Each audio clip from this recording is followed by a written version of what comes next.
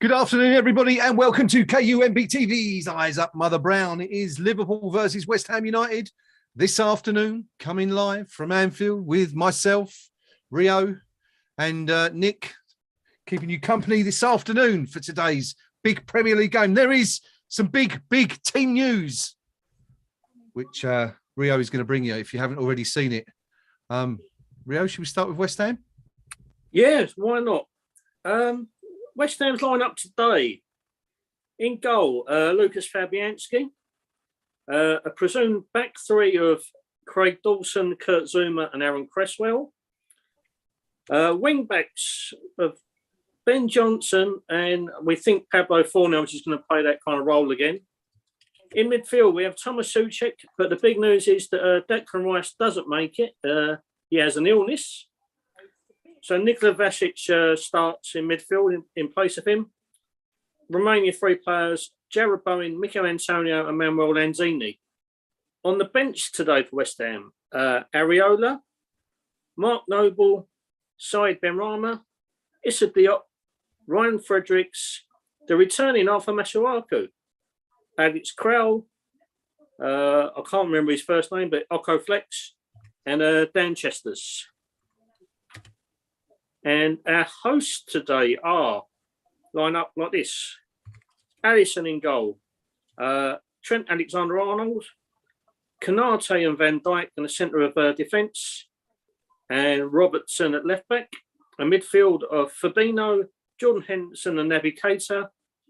And up front, it's Mr. Diving Cheat himself, Mo Salah, Sadio Mane and their new signing Diaz. On the bench for the hosts are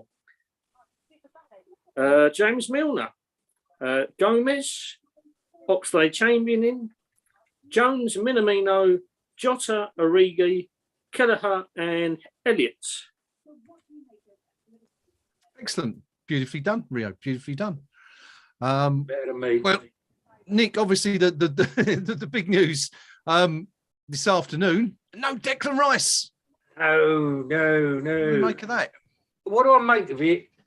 He ain't. He'll always being rested, isn't he? But he's not giving the game away. That's what I reckon. Look, Okay. we're likely to lose this game anyway. It's a free hit. How many times has there been a random absence and we've had to play a second stream kind of thing or somebody that's not good? And then we just turn it the West Ham way, innit? We turn up some proper outstanding result. Who knows? It makes it all the more exciting. I don't feel like we're going to get stuffed. It's going to hurt. This is going to be painful. You're not confident then? You don't fancy one of those famous unexpected West Ham results today? I fancy one, yeah. I'd be over the moon, Jeff. But, no, it ain't happening. Not happening. No, it's not looking likely. But interestingly, Rio, Niko Vlasic, barely seen him start this season since he came in, but given an opportunity to show what he can do today, what do you make of that one? I'm quite happy to see him given the starting role. Yeah, me It too. all depends where exactly he's going to play in this lineup. Are we going to play with obviously Souček is going to do a donkey work with defensive work in midfield. Yep. But is he going to drop Lanzini deep and play that role, which he's done on a few occasions before? Sometimes to great effect, sometimes to shockingly poor effects. Would he play Vlasic in the hole behind the kind of the front three? Yeah. It's all a bit of a mismatch. Until we actually see the lineups take the field, we don't know exactly which round hole, which square peg is going to go where, and you just don't know, do you? No, that's But it. hopefully, yeah. Sorry, mate. Hopefully, Vlasic we're going to get a more central role, which he's done the great effects. I know in the Russian league, the stand isn't as great, but that's where he plays for club and country normally, and that's where he normally thrives. And we've not really seen him in that position. He's always been shunted out wide somewhere. Yeah, totally agree. I'm actually quite looking forward to seeing him play as well from the start, just to see what he can do. I mean, you know, as we often say, it's difficult, isn't it, to shine when you're only getting 5 minutes here or 10 minutes there. You know, the pressure's on to do something, but hopefully he'll get a good run out today, and we'll see what he can do. But Nick, I'm also quite looking forward in a sort of bizarre way to seeing Thomas Souček without Declan Rice next to him, because as we know, Declan's been playing a lot more advanced this season, and we kind of filled up with that sort of stymied Souček to a degree. So it'd be interesting to see how he performs, I think. But I mean, either way, it's going to be an interesting afternoon for the Hammers, and something we've never really seen before under Moyes. I mean, this is only the second game that Rice has missed, I think. Yeah, we won the last one. Did we? Who was that against? Yeah. I can't remember, but I know we've got 100% record without him. Well, let's hope that continues. Yeah, it will be interesting. I'm not sure who's playing next to Souček. I'm presuming it's Lanzini. Yes. So maybe, see, the thing is, I'm not too sure whether we'll be seeing Souček going further, because he is the better defensive player, obviously, than Lanzini. So I could see Lanzini being a like-for-like replacement, as it were, for Rice, and he'll be the one trying to carry the ball forward, and Souček sitting back in a more defensive role, trying to protect the back four. Okay. Because let's be realistic, there's not a lot of Lanzini. He's only 5'6". He's not exactly hench. We need him going forward. I think it's an accident, and he's not the best tackler, is he? He's full of yellow cards when he tries to tackle. So, yeah, you're right. It's going to be an interesting one. A bit like, it's kind of interesting if you accidentally drink bleach to see what happens. I've got to say, the pessimism I'm seeing from the KUMB forum and our social media platforms is pretty much unprecedented. I think that everyone's taken a bit of a whack from that Southampton defeat in the week, and looking at this and thinking, we've got no chance whatsoever. But I don't know. We see this time and time again, don't we? West Ham in times of adversity coming to the fore and pulling one out of the bag. So you never know. Let's see what happens. I've got an interesting stat for you, gentlemen. Jared Bowen has played in each of West Ham's last 78 Premier League matches, and if he features today, which he's obviously going to do, he's going to surpass the West Ham record as the player to appear in the most consecutive Premier League matches for the Hammers. Do either of you want to have a guess at who he's going to surpass? Aaron Cresswell. Nope, not Cresswell. Blimey. I would have gone either Rob Green or Scott Parker. Nope, neither of those two. I can tell you, Rio, it's a bit of a giveaway, really, but someone you're quite fond of. No, you're going to have to expand on that, because I left him out of my all-time Premier League 11 the other week, and I've been thoroughly scolded by numerous people over this. It is Stevie Potts, April 1994 to March 1996, 77 Premier League games, or Premiership games as it was then, in a row for Pottsy, and Bowen will overtake that today if he plays, which is quite an astonishing stat, isn't it, actually, for a forward. I also saw another stat, something about Virgil van Dijk, and it said he's unbeaten in something like 70 games in the Premier League for Liverpool or something. Yeah, I think that's at Anfield. Is that at home? That's at Anfield, yeah. But nonetheless, it's still an outstanding stat, isn't it? Yeah. No, that would definitely make more sense if it was at home, because they hasn't done so that well away from home, or as well anyway. But anyway, so that would be that's a good one.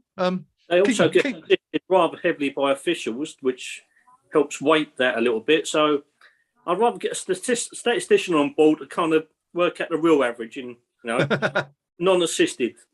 Yeah, that's a point. This will be the 400th game in succession that Liverpool have been aided by the officials of VAR. No question about that particular stat, I'm sure. Declan Rice has just posted, by the way, on Twitter to say, "I'm absolutely gutted to be missing today's going through illness. Come on, boys," he says. But we'll see. The thing I hate about playing these lot is that there is going to be a dodgy referee decision or a bit of cheating. Yeah. And I nearly bailed out of this because I know I can take losing fair and square, but I know that this is going to give me the proper ump whilst watching it. And I'm going to go on my social media, and you're going to have all the people from Gillingham, London, Essex, saying with their statuses of "you'll never walk alone" on them, and you think, "Oh, you glory hunting people, where were you when you were doing not very well, and all of a sudden you've got some COVID tainted title, and you're all out of bloody woodwork. Go away." Yep. I hate them. I hate them. Not a fan. Talking of Mo Salah, as we were a few moments ago, Nick, if he scores today, West Ham will be the first club that he scored 10 goals against in his career. He scored That makes it change. 9 against Watford, 9 against West Ham so far. Yeah. He's going to score. He's going to dive. He's going to cheat. He's either going to score or somebody's going to score as a result of his cheating. Yes. It's unfortunately it's one of those things. The goal in the corresponding fixture earlier this season, that was the free kick, wasn't it? That Terence Trent D'Arby scored from. Wasn't That's the one. Was it where Salah took the dive? Yeah. And then people were slaughtering Rice. So you can't do that. You know what he's like. No, you can do that. Why should we stop trying to make challenges on a player just because a geezer's a cheat? Yep. That's why he does it. Yep. Good Lord. It's like justifying it when you hear comments like that. When they say, oh, Rice should know better, you know not to try and make a challenge in that position on Salah. What? Just because he'll cheat, put your toes through him. Hurt him. Don't like it. No, I think it's safe to say Nick's not a fan of Mo Salah. Rio, you with Nick on this one? Can you see another dodgy decision going their way? And I mean, what we should do, really, I suppose, is take sort of have a bet, I guess, amongst us how many times Salah and the rest of his teammates are going to dive this afternoon. That might be easier to predict than the scoreline, I guess, but. I don't think it is that easy because, I mean, are we going double figures, treble figures? What, on just Salah alone or the whole team? Well, the whole team, we're talking thousands, aren't we? You know? Yeah. Salah, I'm going to go at least 4. That's before half time, obviously. I'll re-gauge things for the second half after we've assessed his first half diving performance. Doesn't look like anybody on the stream is that confident either this afternoon. Hobo says it's buckle up, folks. It's going to be a bumpy ride. Leonard Brooks says, I'm sorry to say that I'm with Dio on this one. I think 3-0 to the Scousers. I hope we give it a go and don't disgrace ourselves. Should we have a prediction? We didn't do this the other night just as well, really, because we got it hopelessly wrong, or would have done anyway. Score predictions. Nick, first. Score predictions. Liverpool 3, West Ham 1. 3-1 for Nick. Rio? I am so tempted to go for a positive outcome here. So tempted. But I think realism is about to kick in. I think we're going to lose 4-1. 4-1. Right, I'm doing it then. 2-2. You heard it here first.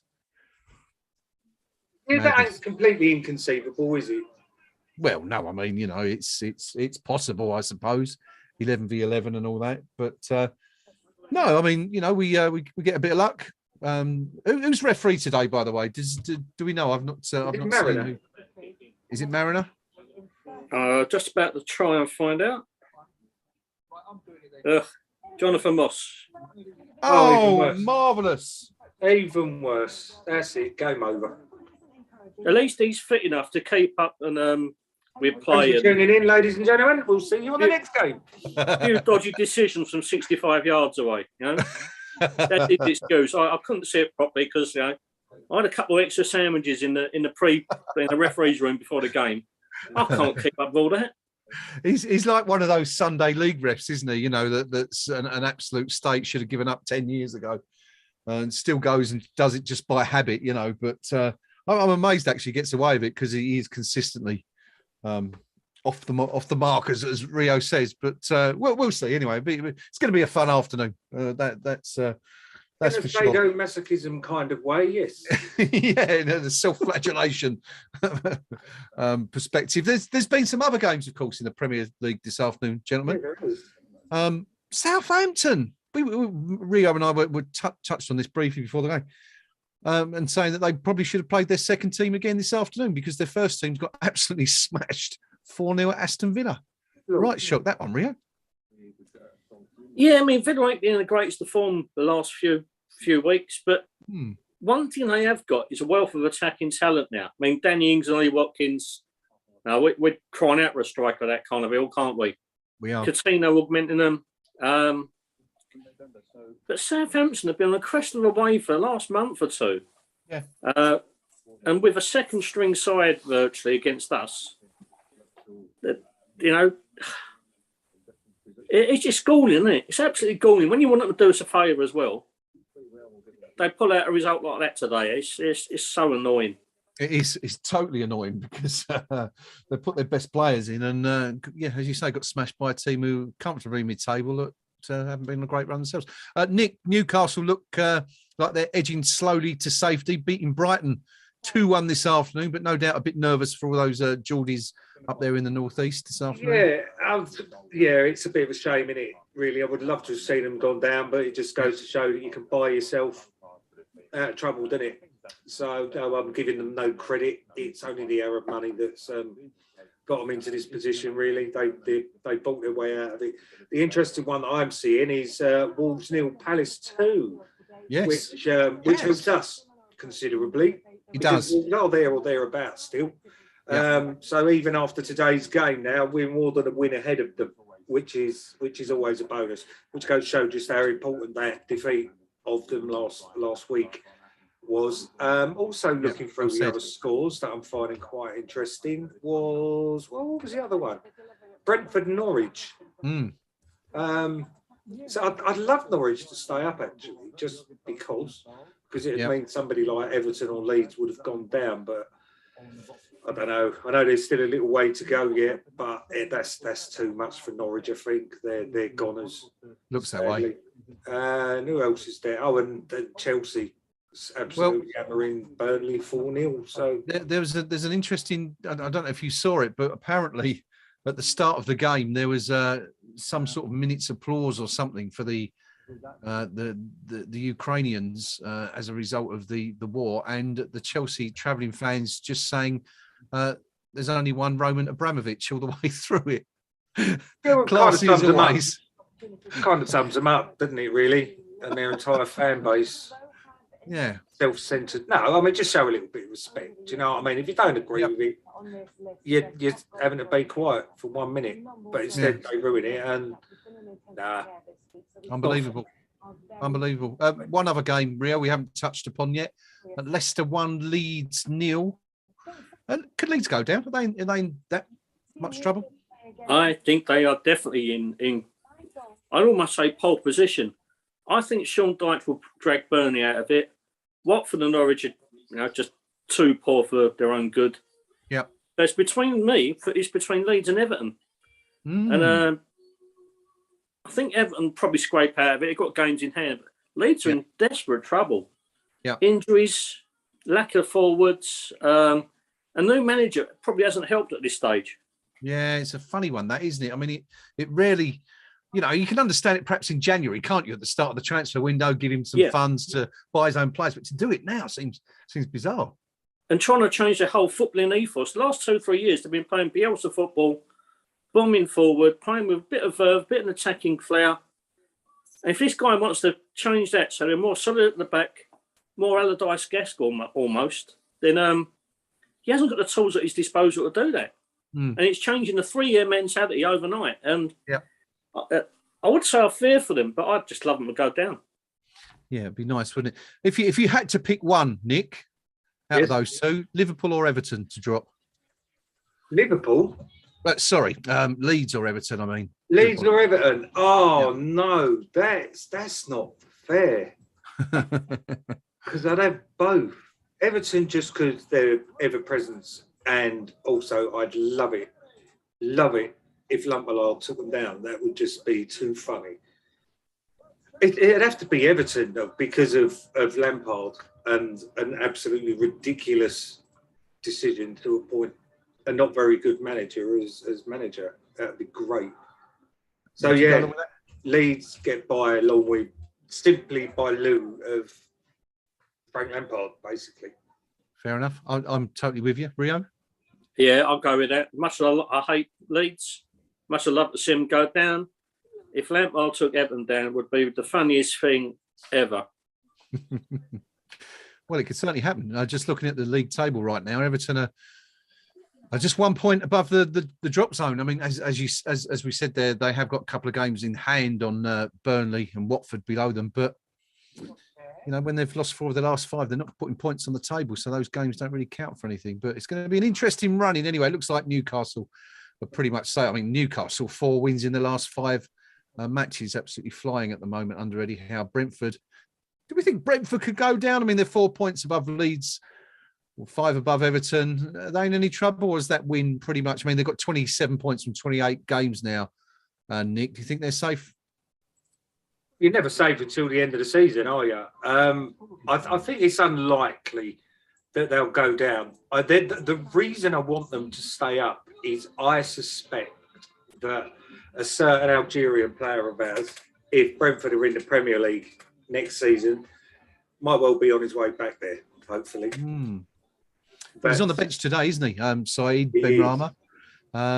Be interesting to see if he comes on. But yeah, that's going to be an interesting one to watch in the summer. Wally Watkins as well would make a lovely signing with a bit of Benrahma chucked in as bait. Yes, well, we'll see. We'll see what happens. David Moyes, of course, said this week was asked about his summer transfer fund. Asked whether it would be substantial, to which he replied, "Yes."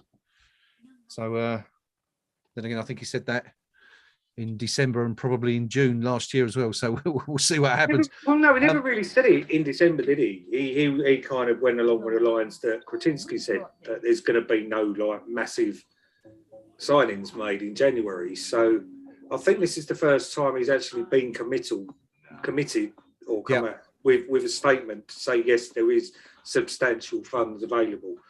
Whether it's substantial just by our standards or whether it's substantial full stop remains to be seen. But it certainly was an interesting comment. Yeah, I mean, of course, you know, he allegedly told the Kidderminster assistant manager that he had 100 million to spend in January if he wanted to, and we're expecting there to be more this summer. But we shall see. Anyway, it promises to be an interesting summer. Let's get back to West Ham anyway in this afternoon. Let's just see if we can figure out how we're going to play this game. Rio, let me come to you first on this one. It looks like we're going to be lining up with 5 at the back, do we think? I think it's... I still don't know. I mean, is Cresswell going to act as a more orthodox left-back? Is the fact we've got that could have played more defensive role probably against Liverpool. His absence mean we're going to play back 4 because we haven't got the tools at our disposal to play at 5. It's a weird one, and until we actually line up, it's all or nothing really. It's really hard to gauge. So, well, let's have a look at what we've got. So we're saying Johnson right back, Cresswell left back, Dawson and Zouma in the middle. Yeah. Are we thinking? Then we're thinking Lanzini and Souček. Lanzini, do we think a straight swap for Rice? That's what I think. Yeah. Okay, and then you could play Souček, the holding midfielder, Lanzini alongside him, Vlasic, Bowen, and Fornells as a 3 behind, pretty much as we were before the last 2 or 3 games.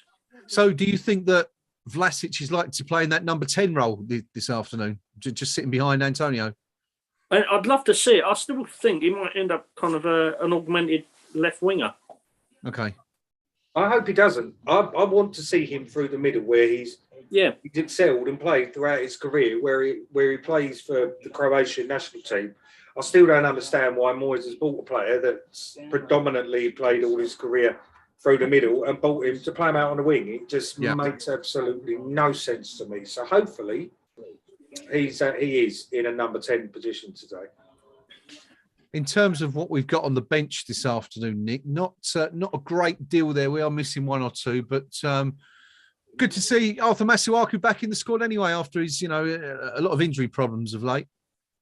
Yeah, good to see him back. I think the big one really is the fact that we're sticking an attacking midfielder alongside Rice, and Alex Grail is still sitting on the bench. What has the man got to do to get a game? It's again something that's slightly boggling. He's obviously not tearing it up in training, is he? Something's going on there. It's just weird.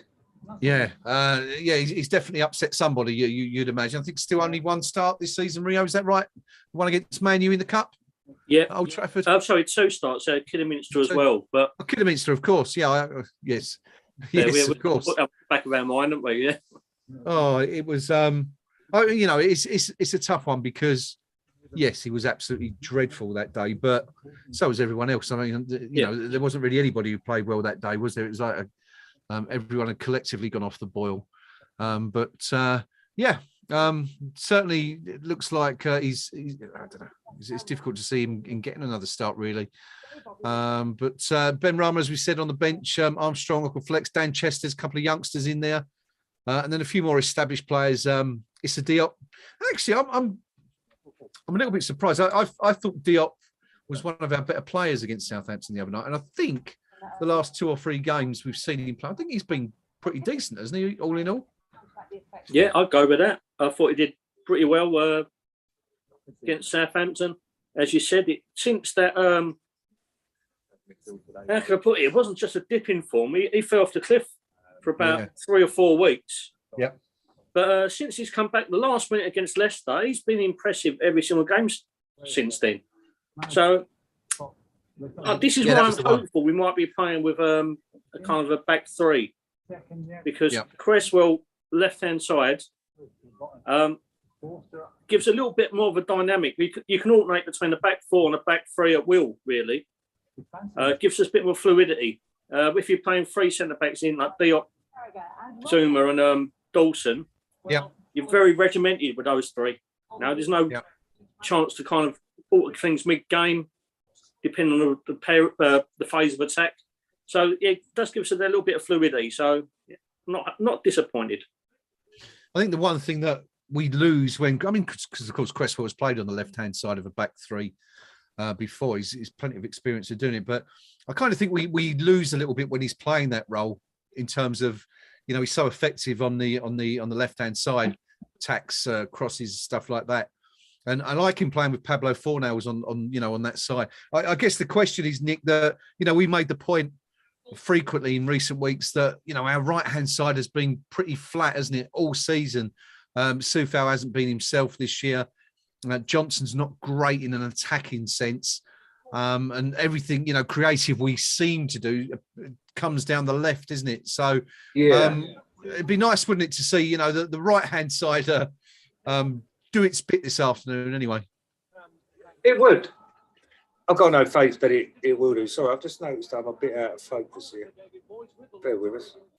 That's all right. That might be better. We need to address that right-hand side, I think. We do. But again, obviously, Soufal's been playing with that hernia. Yep. So hopefully when he comes back. But again, it's a chance for Johnson to make it his own. He did have a stinker on Wednesday, Thursday, whenever it was. Yep, Wednesday night. That's without a shadow of a doubt. But he's still learning the ropes. And to be fair, I think that's some of the more established players let themselves down as well on Wednesday. So, I mean, that last goal was like a Red Sea party. Yeah, it was a bit like that. And interestingly, it was, we said the other night, I think we were talking about how frequently West Ham had lost by more than 1 goal. I think it was Paul Walker, wasn't it, when we was doing the Europa League draw, weren't we? That's right. And Paul said, about how few times we'd lost by more than 1 goal. I think it was Arsenal, and was that it, I think, this season before Southampton, Rio? Yeah, pretty much. Yep. Yeah, definitely. Arsenal was the first one for a hell of a long time, and we haven't done it since until Wednesday. Yep, in the last minute. We kind of think it might happen again this afternoon. The faithful aren't very confident this afternoon, but we'll see. We're just about to get underway. The players are out on the pitch. There's something going on with a lot of yellow and blue flags being held aloft on the Kop for the Ukraine, and it looks like I'm guessing this minute's applause is a thing in the Premier League by the looks of it, Nick, because they're doing it again now. There's a few Ukraine scarves being held up and everyone applauding. Yeah, it's a nice touch. Now it's been done. This is no disrespect to the Ukrainians, of course. I just hope it's not in every game again, because otherwise it then becomes meaningless and just virtue signalling. So in my humble opinion, of course. It's also why China are not showing any Premier League games this weekend. Have they not? No, they refuse to take it up because of the political connotations of the minutes applause and things. Amazing. Well, the battle lines are certainly being drawn, aren't they, around the world? But there'll be some good games today, for sure. But we are just about to get underway anyway. A little shot of David Moyes looking quite pensive on the side. The players take the knee. There's a football match coming up soon at some point, apparently. I shouldn't joke, really. It's it's all in the right spirit. But it looks like Liverpool are going to kick off. West Ham playing from left to right this afternoon, and we're underway. West Ham in that classic away kit, the Argentina kit, as it's known. Let's have a quick look. What have we got here? David O'Rourke praying for an ugly 1-1, but says if John Moss is the ref, then it will be 3-0. We'll have 3 goals disallowed and they'll get 2 penalties. Good to see Gnome on the stream. Gnome says, without Rice against the team known to everyone for diving with the referee, to whom the adjective gullible is locked on as a compliment, what could possibly go wrong? Indeed. Yeah, so we're underway. Here we go. Rio. Got early observation about the way we're lining up. Antonio looks isolated up front. Bowen and Fornells look like the 2 tucked in behind him. So, yeah, it looks like probably a 4-3-2-1 at the minute.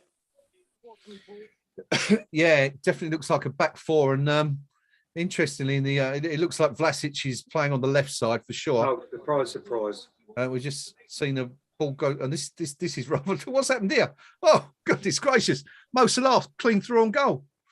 A long ball over the top. Mo Salah through on goal, and Lucas Fabianski, Nick, just made a quite fantastic save, to be fair. It's going to be a long afternoon, isn't it?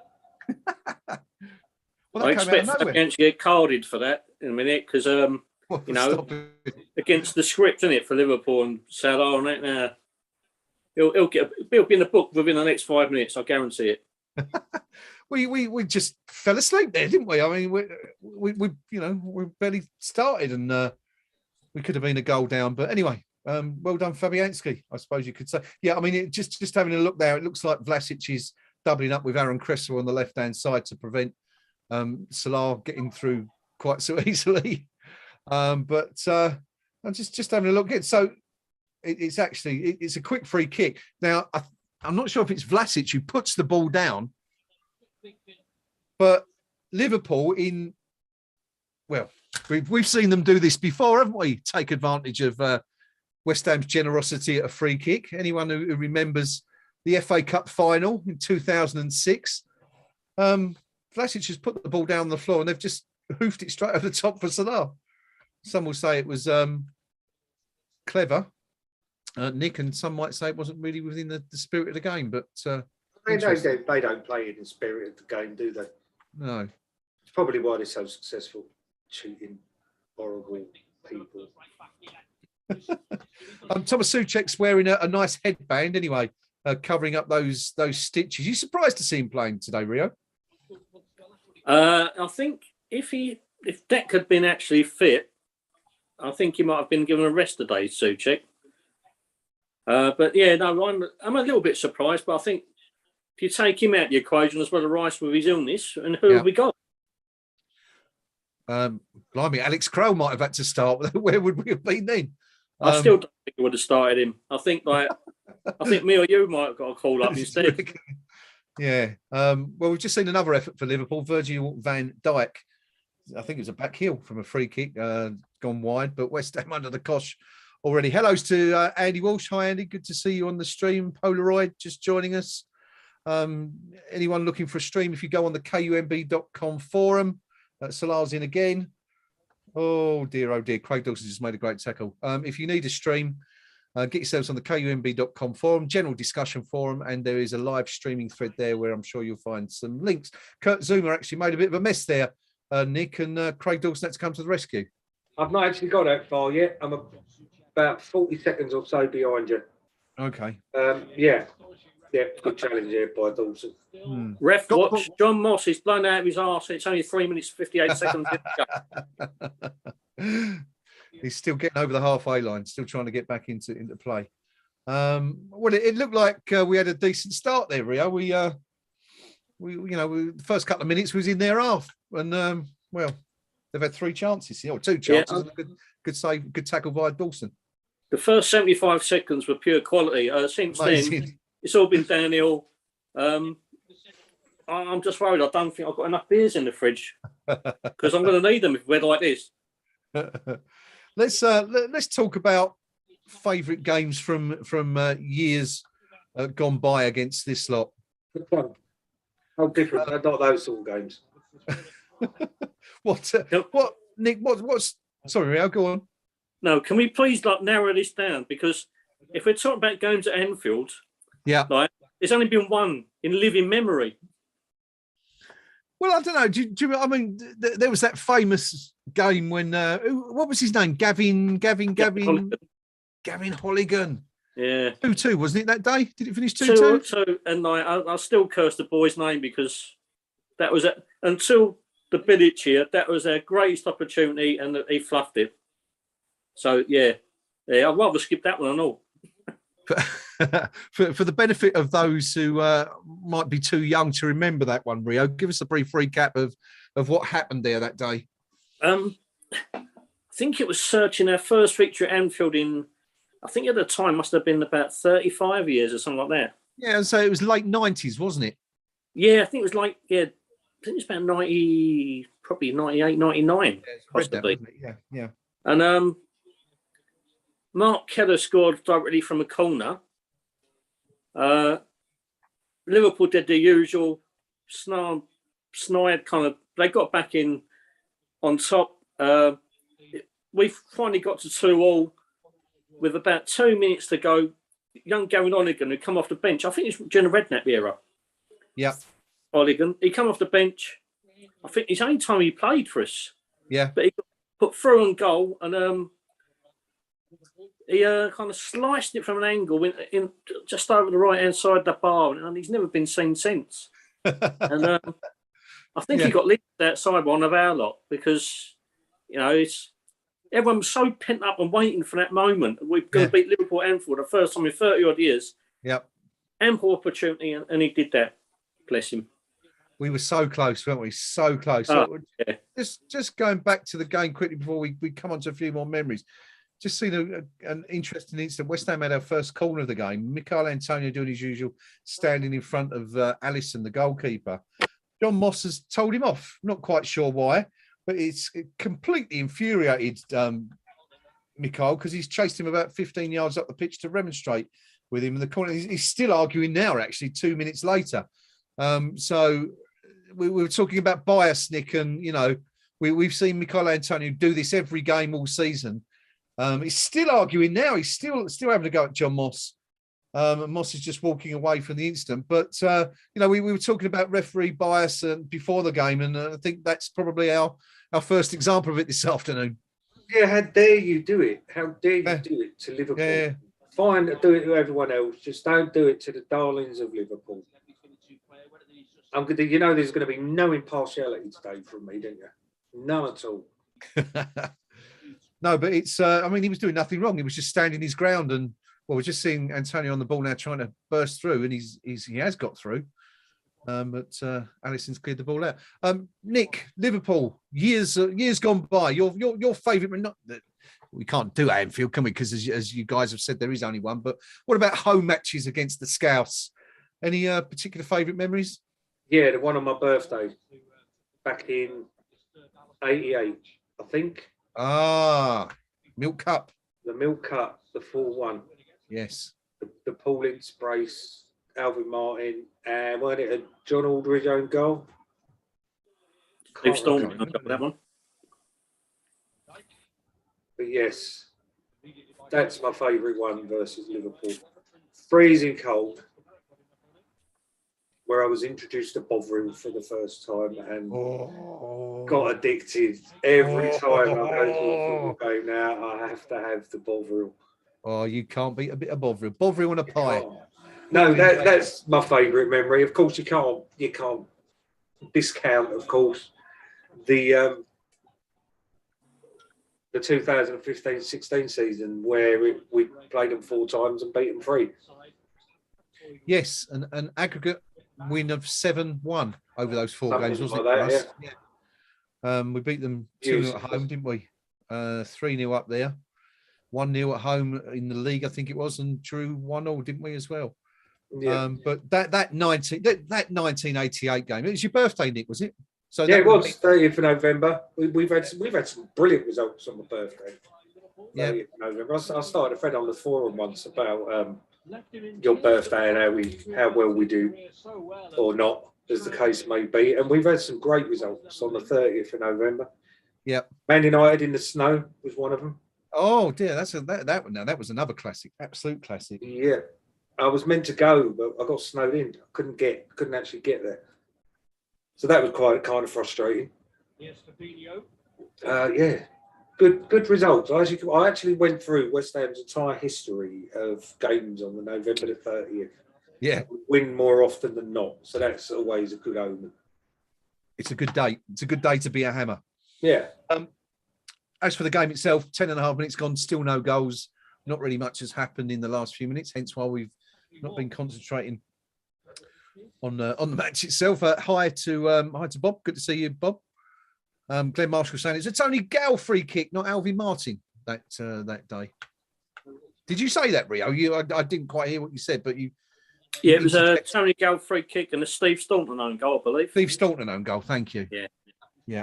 I remember it well because I was working with a Liverpool fan at the time, and he was a typical Southern Liverpool fan. Never went to any of the games, but was a fan purely because they were a successful team, and we tore him a new one that following day. Well, it was one of my favourite ever days at work. To be fair, it was good fun. Ball sent into the box by Liverpool, comes to nothing. Played in again, and this is a chance, and again, it comes to nothing. Craig Dawson's just made a lovely stop with his head. He didn't know much about it, and Salah's put the ball wide. But West Ham doing all right at the moment. Liverpool not really any clear-cut chances apart from that shot in the second minute, but doing all right so far. We're hanging on in there. Kieran Gore says, I was at the Man U Snow game. Brilliant night. You guys let us know what your favourite memories are of Liverpool games in the past. I'm sure one of them won't be the FA Cup final 2006. Was there a game that day, was it? do you know what? There's a story. It's kind of bittersweet, I suppose, in a way. But I remember hearing at the time that a West Ham fan actually passed away that day in the stands,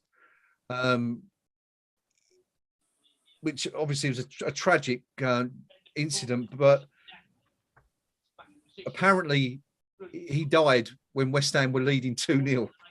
So I suppose, if you had to pick a time to go, watching West Ham in the cup final beating the European champions 2-0, it's not a bad one to go by, is it? But that was a did you guys go that? Were you up there that day? I can't remember if you were up there, Rio. Yeah, were you that day? Yeah, I was sitting next to my mate Hatters and Chalks. Hatters. Oh, yes. Yeah. I'm still traumatised by that whole weekend, to be honest. Yeah, can we move on to something happier, please? We haven't come up with a subject actually for the viewers today, apart from their favourite games against Liverpool. Okay. Is your favourite games, period, not football related. Scrabble, Connect Four, Monopoly, Kaplunk. All right.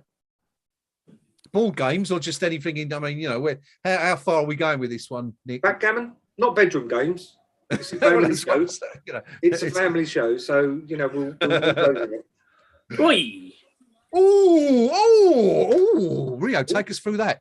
Looks like we're not in the bedroom games with those noises. Come back to a minute. On the top, which when Channel runs in between the two central defenders, takes a really quick snapshot.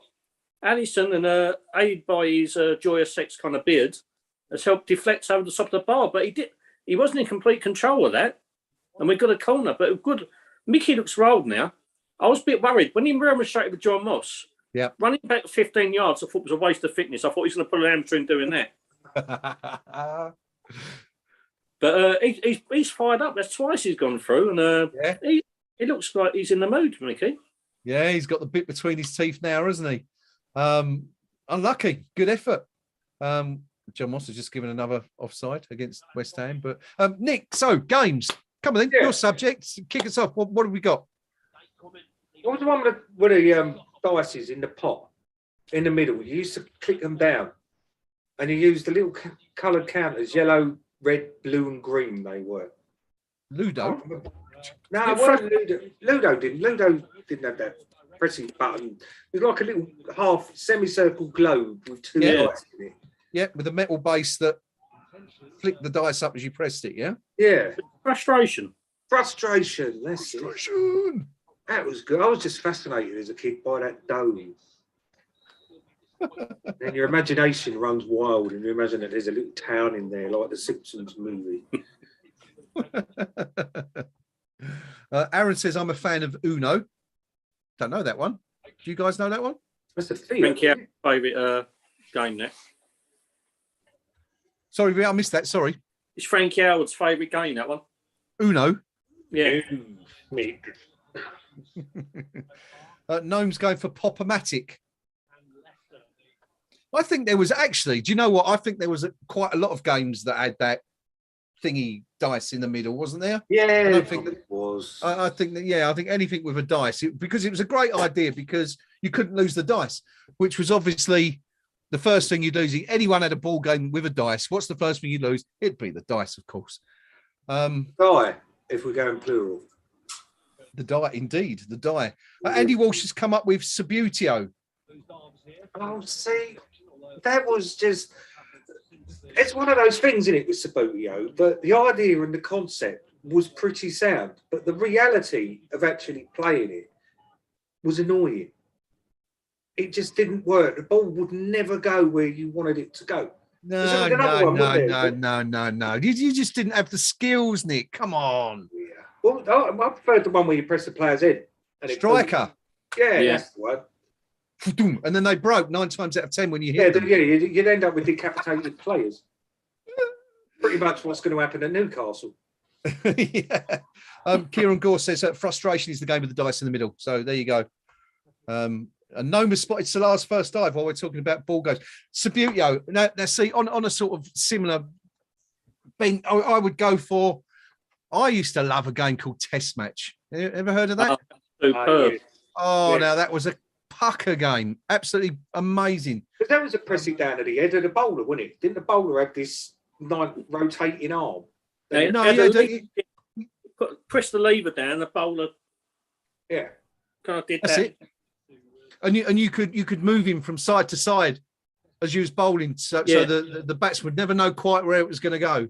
And to catch a player out, you had like a little base, didn't you?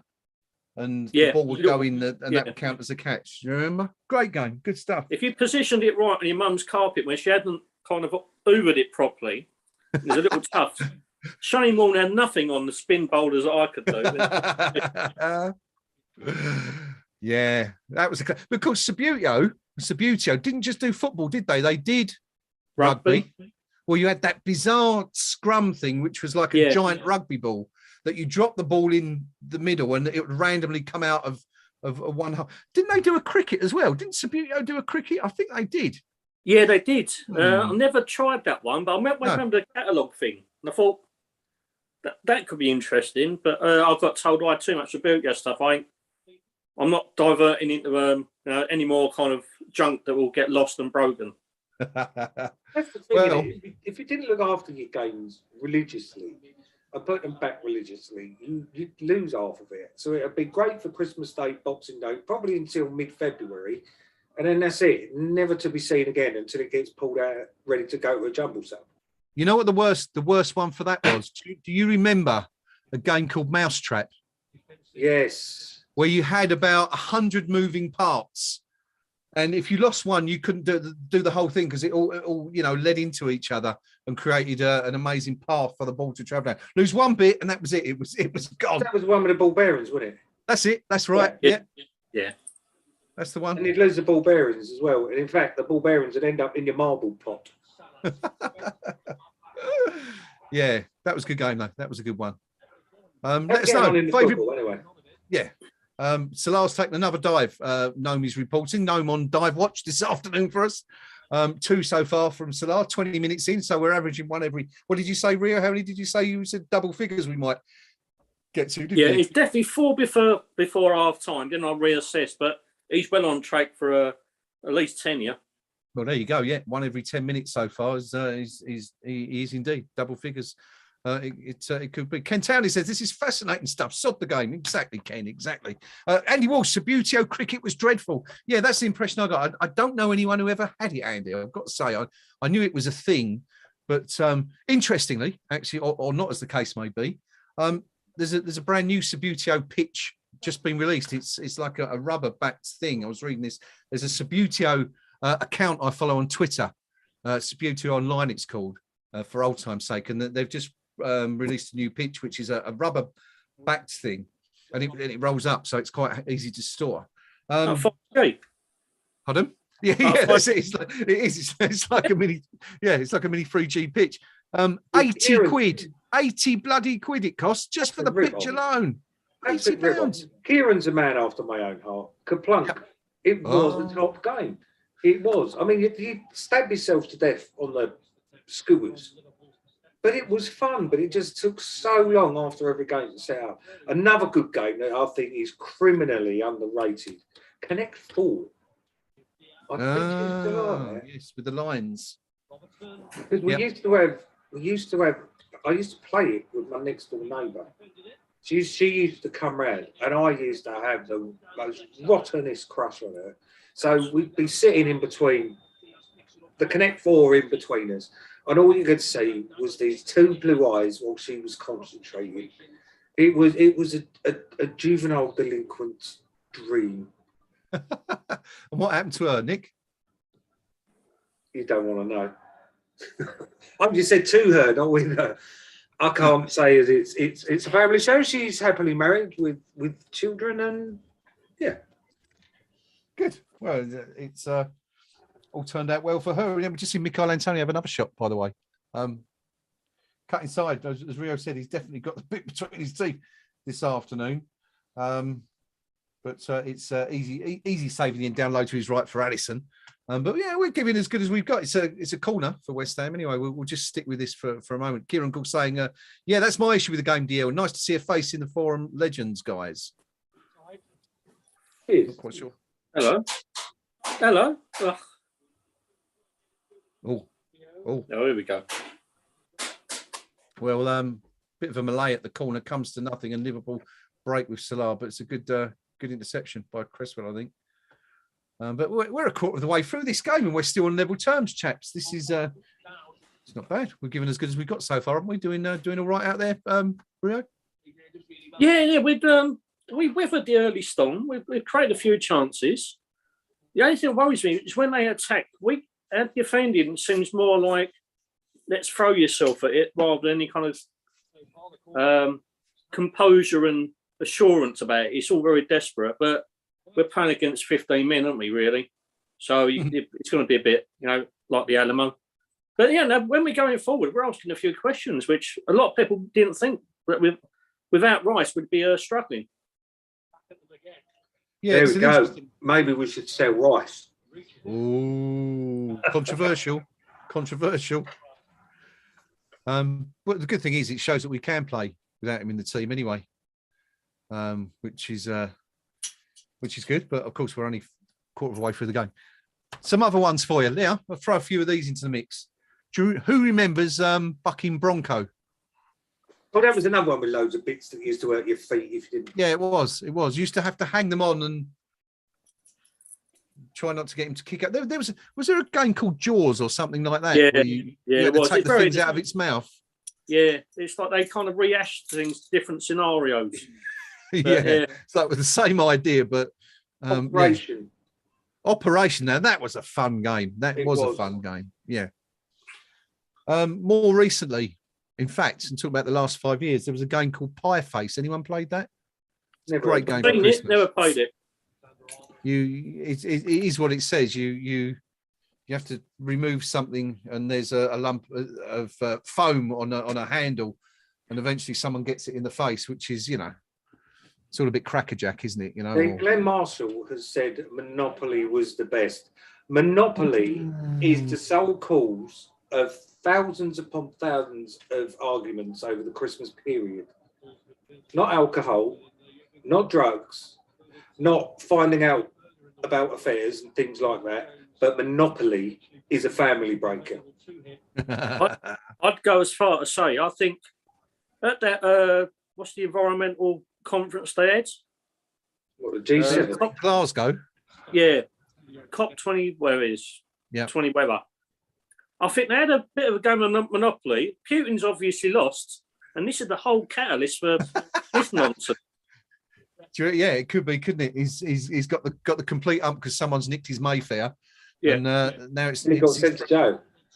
Yeah, now he's threatening He nuclear didn't war. pass go. Kieran Gore saying yes, Pie Face is amusing. Andy Welsh says Roomy Cub is very good. Not one I'm aware of. You guys know that one? No, it's a new one on me. Roomy Cub. Tell us what it's about, Andy. We don't know that one. Steve Palmer says Crossfire. Oh yes, I remember Crossfire. Loads of ball bearings and plastic guns. What could ever go wrong? Was that not the one that was set in the tray and you used to have to fire them up to the top? Yes, I remember red ball bearings surrounded in red and blue circles. I think that was Crossfire. Yeah, they had rubber around them, didn't they? Rubber, yeah, that's right. Yeah. Yeah, and it wouldn't last 5 minutes. You take the rubber off, and then you'd lose the ball bearings and the guns, and do a Kurzuma on your cap, basically. And then you'd get caught by your parents because you've smashed the glass door on the TV and video cabinet. There's a sort of subcategory there. What games could you possibly not get away with these days due to health and safety? What wouldn't be allowed these days? There's actually a video on YouTube about games. I can't remember. I think he's one of that Simon Whistler, who seems to have taken over YouTube. He's one of his channels has had something about games in the past. And you know, some of these chemistry sets that kids used to be bought for Christmas in the 50s and 60s. Yes. So now you'd have the terrorist branch knocking on your front door because they were that dangerous. Kids actually got killed by them. Yeah. Rio? I think. Yeah, Liverpool had just scored. I thought it might have been offside, but we had someone behind Fabianski. I think on the chat we have a Ben Rama fan. I swear to God, Ben Rama is better than Fornals or however it's spelled. White coats don't have eyes is joke. There we go. Sounds like it. VAR's checking this, but I'm sure he's onside. On, isn't it? Yeah, he looks like Dawson's just played. It's Mane, isn't it? Trent Alexander-Arnold who's fired the ball across goal from the right-hand side of the penalty box, across to the left, just outside the 6-yard box. Dawson and Mane are neck and neck, but I'm with Rio. I think he's, mind you, looking at it from this other angle. No, I think he's just about going to be safe. But you never know with VAR, Rio. These ones where they look incredibly tight from one angle. It's going to be given. Yeah, exactly. Yeah. From this close-up angle they're showing, it doesn't look quite so clear-cut, but I'm fairly certain it's going to be given. But anyway, Mane's put the ball in the back of the net. We're just waiting for confirmation. We haven't seen the lines go down yet. There it is. And he's dead level. So does that mean, onside? They've given it. West Ham are behind. 27 minutes gone. Mane scoring the first goal of the game from a Trent Alexander-Arnold cross. And, West Ham have got it all to do. A bit disappointing, really, Nick. You know, we've given as good as we've got so far. Nothing more than they deserve, though. They've been far the better. I think they've been far the better team. The bit that I've caught. We just seem to be hitting it up to Antonio and him running onto it. It's to be expected. Come on, if it weren't for Fabianski, we could conceivably have been down before now anyway. It's not unexpected. No, it's not. But It's at not. least it was actually a proper goal rather than a bit of cheating. So you accept that. Yeah, I don't think there's any doubt that he was onside. West Ham under the cosh a bit now. Just need to settle for a couple of minutes here, Rio, don't we? And just make sure we don't concede a second. I mean, at 1-0, all right, it's not ideal, but you're still in the game at that point. Yeah, we're defending kind of really two banks of four. 4-0 is just in front of one with Antonio on top. But Nick's completely right. Every time we did break, it was a ball over the top for Antonio to chase. Yeah. Now, against a team like this, if we'd have played like we did against the likes of Leicester and that, and just soak up the pressure, hit on a break with purpose rather than just hitting long balls, we might have had a little chance here. But we're a bit too rigid for me. But yeah, conceding the second is complete. That's something we must avoid at all costs. Let's get to half time. If we're not going to draw level just by the goal down, I think we can still give these a bit of a game. Yep. I have also a board game or kids game update as well. Yes. From an anonymous viewer. I'd like to just say hello, anonymous viewer. Apparently Crossfire. It was in order in the wrist action, apparently. Yeah. Well. Crosswire. Does that ring any bells? That's the one with the two guns firing the ball bearings, which you invert, like, more or less lost within a day. There's ball bearings firing left, right, and centre, and they're just like hungry hippos. You'd lose all the balls within a week. You would. You would. Where is the? I'm now making it. Oh. Is that another goal? No. I think it's just. I don't think it's penalty or a free kick, but that Diaz has just did a mazy run. We got caught on a break. Salah and Diaz, but Diaz has made an absolute mazy run, avoided a couple of challenges. Oh, he's dived. He's dived. Down right on the edge of the area. He's booked Zuma, but I don't think there's much. I don't think there's a booking there, but the referee's given it. It's only a free kick, thankfully. It was almost Diego Maradona-esque the way he left West Ham's defenders. One of them was left on his backside. Walden. Was it Dawson? I think it might have been Dawson. Let's have a look at this again. Yeah. I'm not sure it was a. Oh, come on! It's another. It's a blatant dive. He's. I've just seen it. Cheat. Yeah, it cheat. Is. Absolute cheat. Yeah.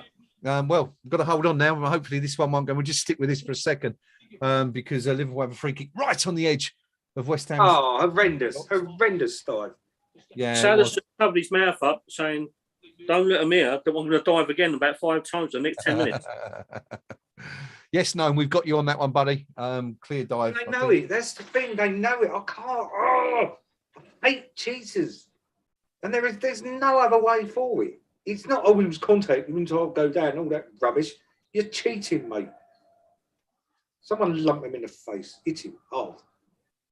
Well, we're just waiting for the free kick to be taken. 32 minutes on the clock. Liverpool 1, West Ham United 0. The only goal of the game so far coming from Mane converting a Trent Alexander-Arnold cross 4 minutes ago. Here comes the free kick, and it's wide. Alexander-Arnold, again, who scored, of course, against the Hammers in that corresponding fixture at the London Olympic Stadium earlier in the season. Trying to whip it into the left hand. It's actually not a million miles wide. If it was on target, it was in the back of the net, because Lucas Fabianski was just a passenger there, just watching that one. But anyway, stays 1-0. West Ham still in the game. Craig Dawson has been booked. Why has Craig Dawson been booked? Was Dawson surely couldn't have been booked for that challenge.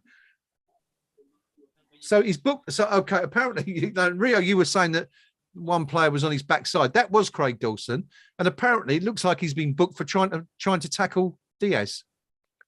Which is no, I'm thinking he's been booked because John Moss wished he could have a lie down as well halfway through a game. I mean, that's ridiculous, isn't it? To book him for that? Yeah, absolutely. I mean, we could have finished that quarter-final in 1986. We wouldn't have finished the game. There's about 8 of the England players all left on their arses that day. Like, we couldn't have finished the game. Once it gets to 6, you have to abandon, don't you? I'm perplexed by that because it didn't look like there was any contact from Dawson. It wasn't. I mean, It's yet again now we're now stuck for the rest of the game with both of our centre backs. Yeah. On yellow cards, which means they're now not going to be able to make a challenge because of cheats that are likely to dive over and get them sent off. But that's the shithousery that Liverpool do. And it's a small wonder that everybody apart from Liverpool fans hate them. We've just seen a corner stat come up. Goals from corners most this season. Liverpool 12, West Ham 9, West Ham second. What is this? We knocked off our perch. Anyway, it's come to nothing, fortunately, that one. But so yeah, I don't understand. I really don't understand why Craig Dawson was booked there. Hopefully, we'll get some confirmation on that in due course. Interesting one. Ball games. Back to ball games. My favourite ball game of all time is a game that probably no one's ever heard of. It's a game called Formula One, and it involves. It's exactly what it says. It's a Formula One racing track, and you have the track, and you have to decide how many squares you move on each turn, and you can, when you get to the bends, the corners, you have a speed limit, and if you go over the speed limit, you have to roll a dice, which means you can spin off or stuff like that. But let us know if you've ever heard of Formula One. It's a cracking game. It was out in the 50s and 60s. Actually, I bought one off eBay not so long ago, and it was about 50 years old, and I promptly put something on top of the box and broke it. It came to me in pristine pristine condition. Someone looked after it faithfully for half a century, and then I dumped something on top of it inadvertently and broke the box. But anyway, cracking game. I'm just about to put on the chat, actually, a link to one of the videos that rung a bell. It's called The Horrible Tragedies Caused by Bizarre 1950s Kids Toys. Yes. And to make it all the better, it's presented by the delectable, the divine, the most utterly gorgeous Dr. Susanna Lipscomb. If you don't know who she is, then Google. I've never heard of her. You've never heard of her? No. She is a beauty. Yeah. And it's about to go in the chat. Susanna Lipscomb. Never heard of her. 36 minutes gone. Liverpool 1, West Ham United 0. Liverpool still attacking. Hobo saying, just seen the booking, bloody cheating, plain and simple. The game's knackered. I think I thought Zuma's one was debatable, let alone Rio gives the thumbs up. Presumably that's for Susanna Lipscomb as opposed to the booking for Dawson. And it's both. I don't discriminate. But we are rapidly approaching half time. We need to make sure we don't concede again. Hang on, so we put it in then. We've got a new for Rio. Twice then, massive goal mouth scramble. Liverpool went through and goal. It kind of snaked through Fabianski. We cleared it off the line, not with any conviction. It went back to another Liverpool player, and they felt it was to hit the target there as well. I'm not going to give any major insight into that because that's one of those things when you're there at the game, you put your head down and pray. Yeah. But, is it Cresswell who got that off the line? Sorry, very mate. lucky. Very lucky. Incredibly lucky, yeah. I think it was Cresswell who got the touch. But we're living dangerously at the moment. It's fair to say, West Ham. Nico Vlasic, Nick, we were talking about him at the start of the game. Yes, I've also shared something to the WhatsApp group as well. Yeah, I've just seen it. Very, very nice. Very pleasant. I've seen worse. Nico Vlasic. Sorry, yes. Yeah. Back to the football, yes. Hang on. Here we go. 4 nails. Oh. No, it's going to go in. It didn't hit it hard enough. Rio, talk us through it. The ball come through the top.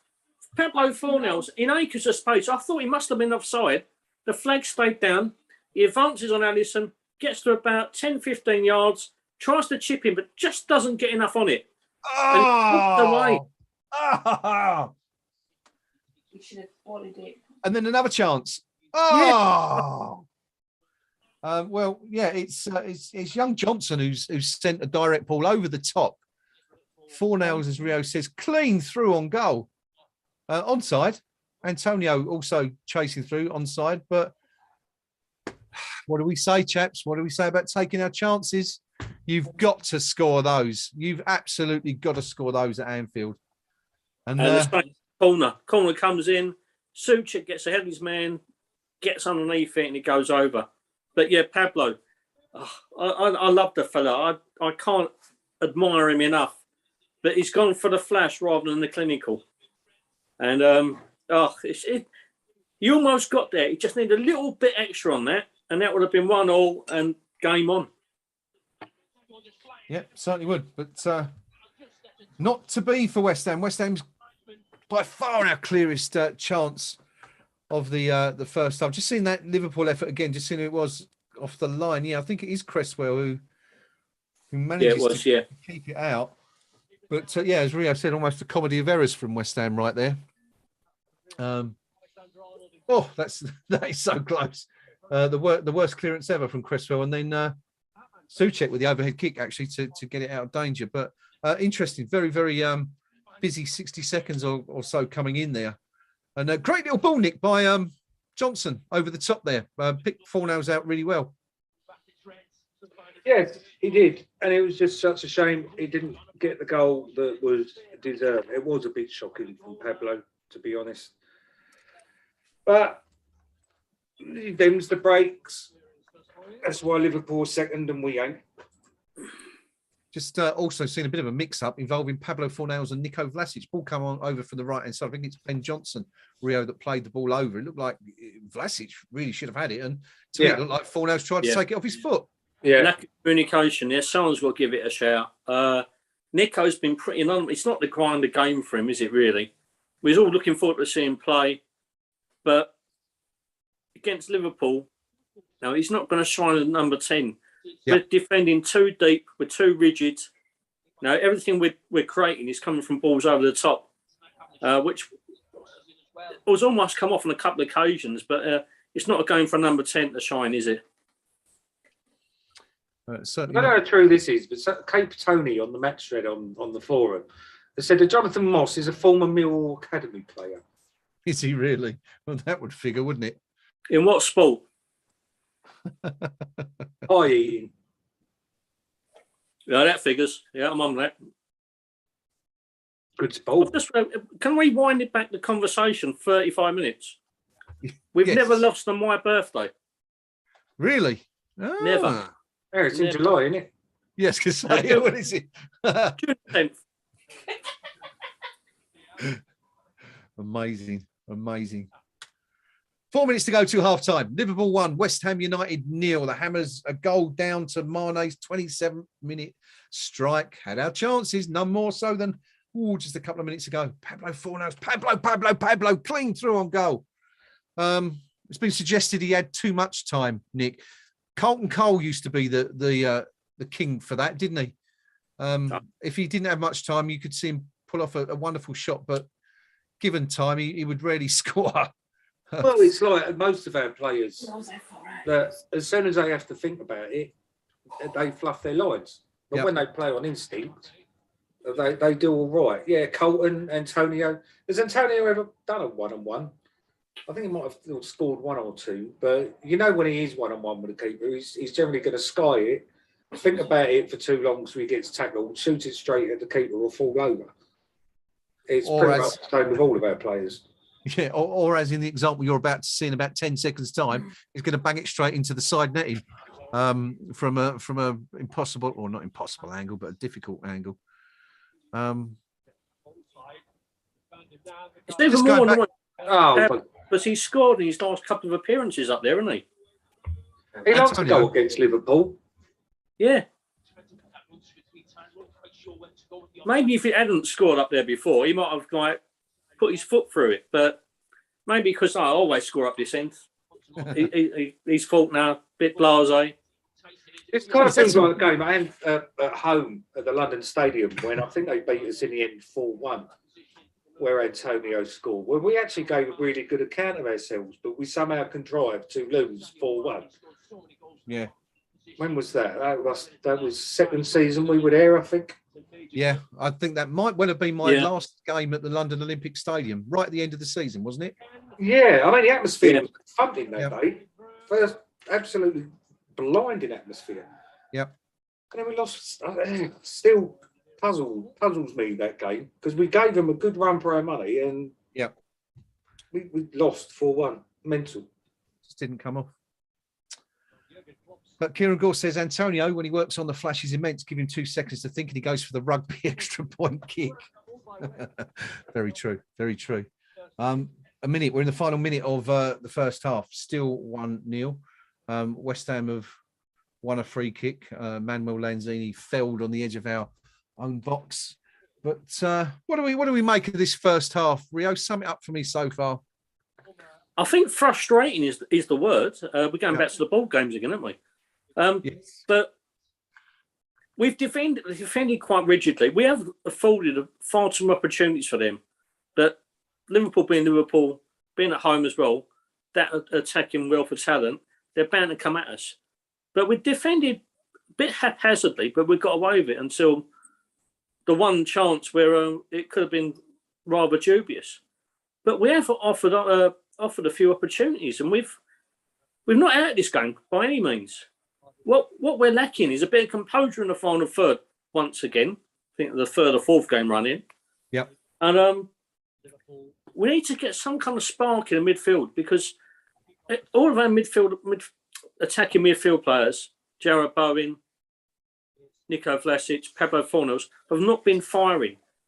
It's whether Liverpool are squeezing us too much, we don't know. But the ball over the top is working, and they are vulnerable to that. So it might be worth persisting with that, or it might be worth changing the tactics just a touch so we can get someone on the ball and try and pass behind them rather than putting the ball over the top. We actually had more shots on target from them. I've just gone on the BBC. It's the current match stats.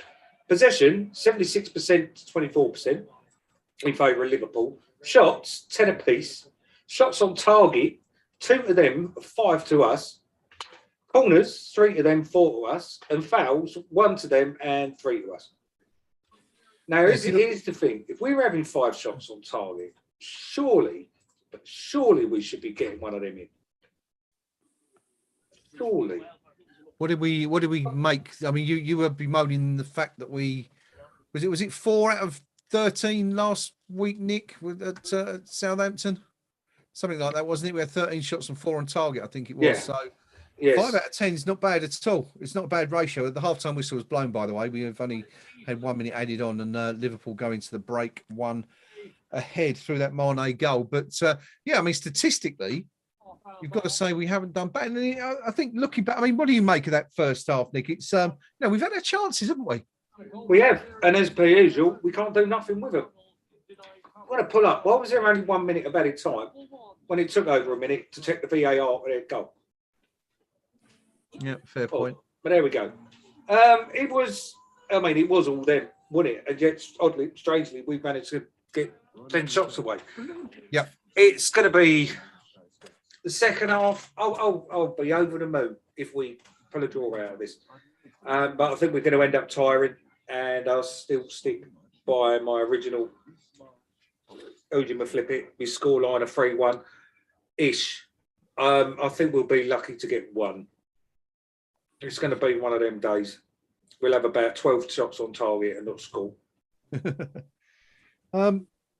Rio, 5 shots on target in the first half. I mean, I think if I'd have asked either of you guys at the start of the match how many shots on target we're going to have in the whole game, if we'd have predicted 5, I think we'd have been quite happy with that, wouldn't we, for the whole 90 minutes, let alone the opening half.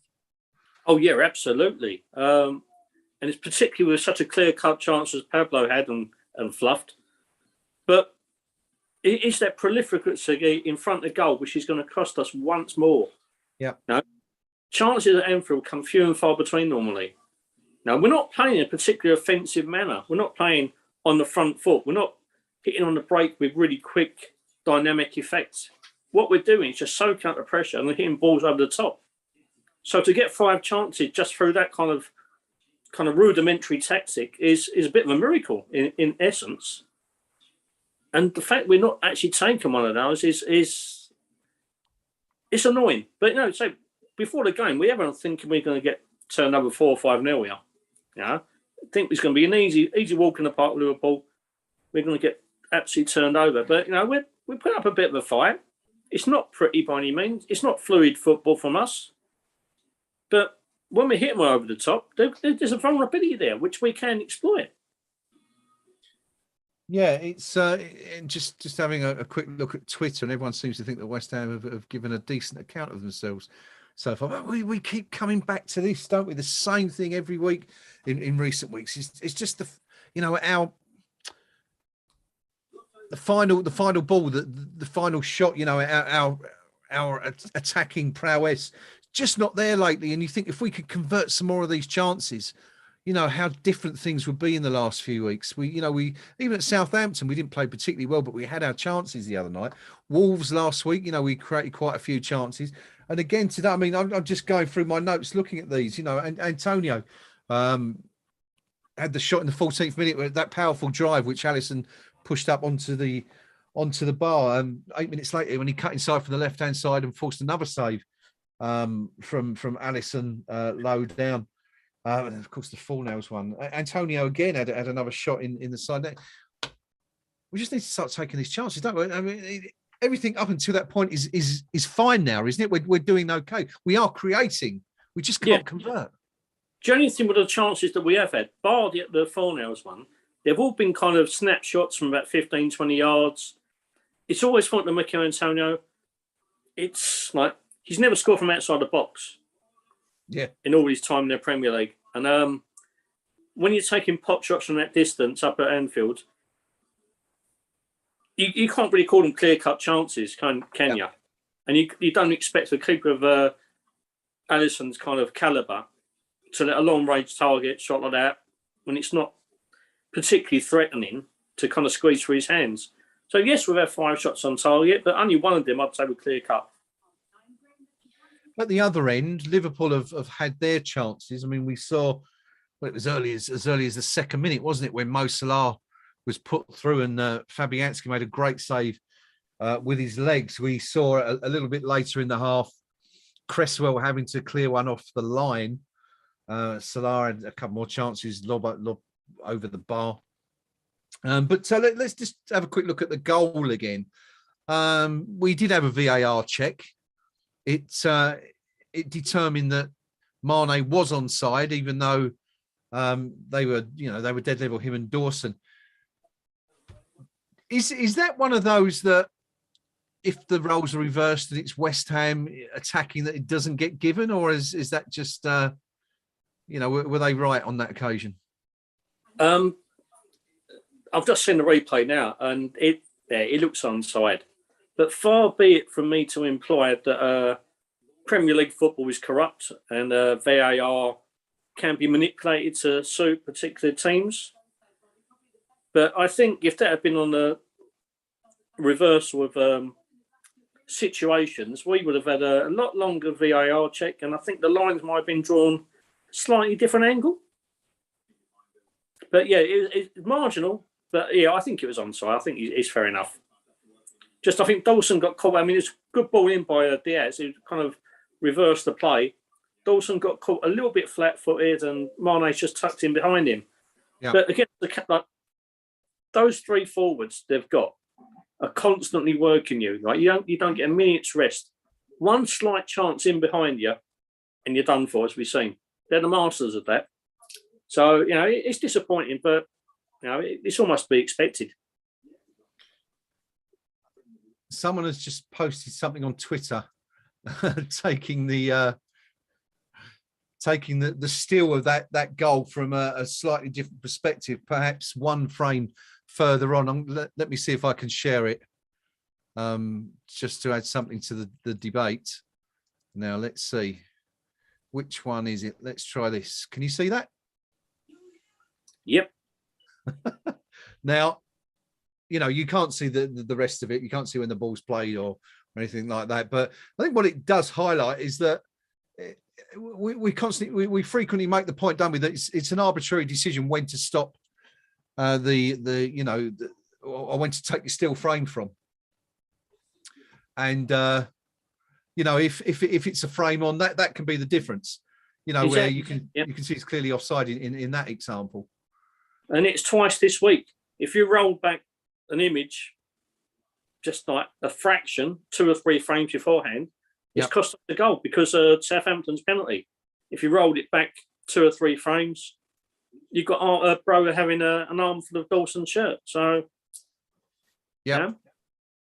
I can't for the life of me think why the Premier League would be biased towards wealthy clubs who, you know, have threatened to lead leagues and things like that. I don't understand why they'd even contemplate giving them kind of favourable decisions, but football happens, doesn't it? Noma's given us a dive count, an update from the first half. He says it's 4 so far for Liverpool. Salah 2, Diaz 1, Mane 1. Of course, Salah made 2 inside the opening 20 minutes, didn't he? Oh, and +1 feigning of injury to break up play, Canate, according to Nome. So the home side certainly not letting us down in terms of their dive count this afternoon. Leonard Brook alluding to that, saying that Liverpool players are going down quicker than the cheap hooker. I don't like it, but I'm starting to wish some players would probably leave something on them and give them a real reason to roll around. Hobo says, yes, Leonard, may as well leave them up. We're going to get penalised anyway. Second half coming up very shortly. Nick, can we get back into this? I mean, we're not out of it by any means yet. We can. It depends on what sort of mood John Moss has had in. You know, how he's got on at half time, whether he's had a nice phone call from his wife or whether she's had a go at him for leaving the oven on or something. I don't know. Because some of his decisions are so inexplicable, there's got to be something behind it.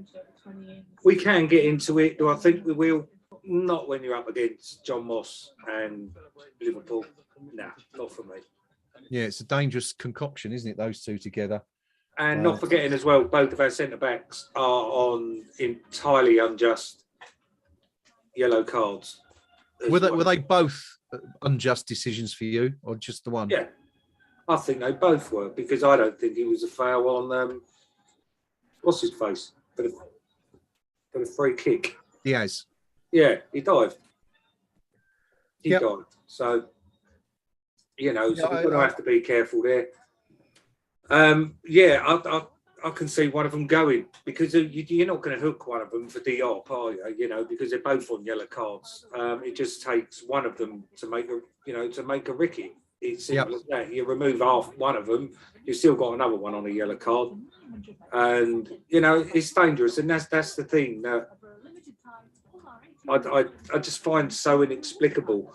That because of inept refereeing decision, you're going to see, you know, consciously or subconsciously, you're now going to see Zuma and Dawson pulling out of challenges because of their players diving and being rewarded for it. And that's the part of the game I just, you know, it makes me sick. I hate it with a passion. I think the Rio, I mean, you know, I can understand the Zuma one to a degree. Premier League referees are quite quick to pull out a card in those circumstances when a player is rushing towards the box. Any kind of foul in that area tends to be rewarded with a yellow card. The one I really can't get my head around, I don't know, you know, in the grand scheme of things, it's probably a minor thing, but I can't understand why he booked Dawson for trying to make, I mean, you know, I'm sure Moss will say it was intent, but again, and I don't want to sound like, oh, you know, the world hates us and all that, but I can't see if the roles were reversed and that's a Liverpool player making that challenge. I don't see the Liverpool player getting booked as well. Do you? Not 100% not at all. I don't see how he can justify that card, that decision, and I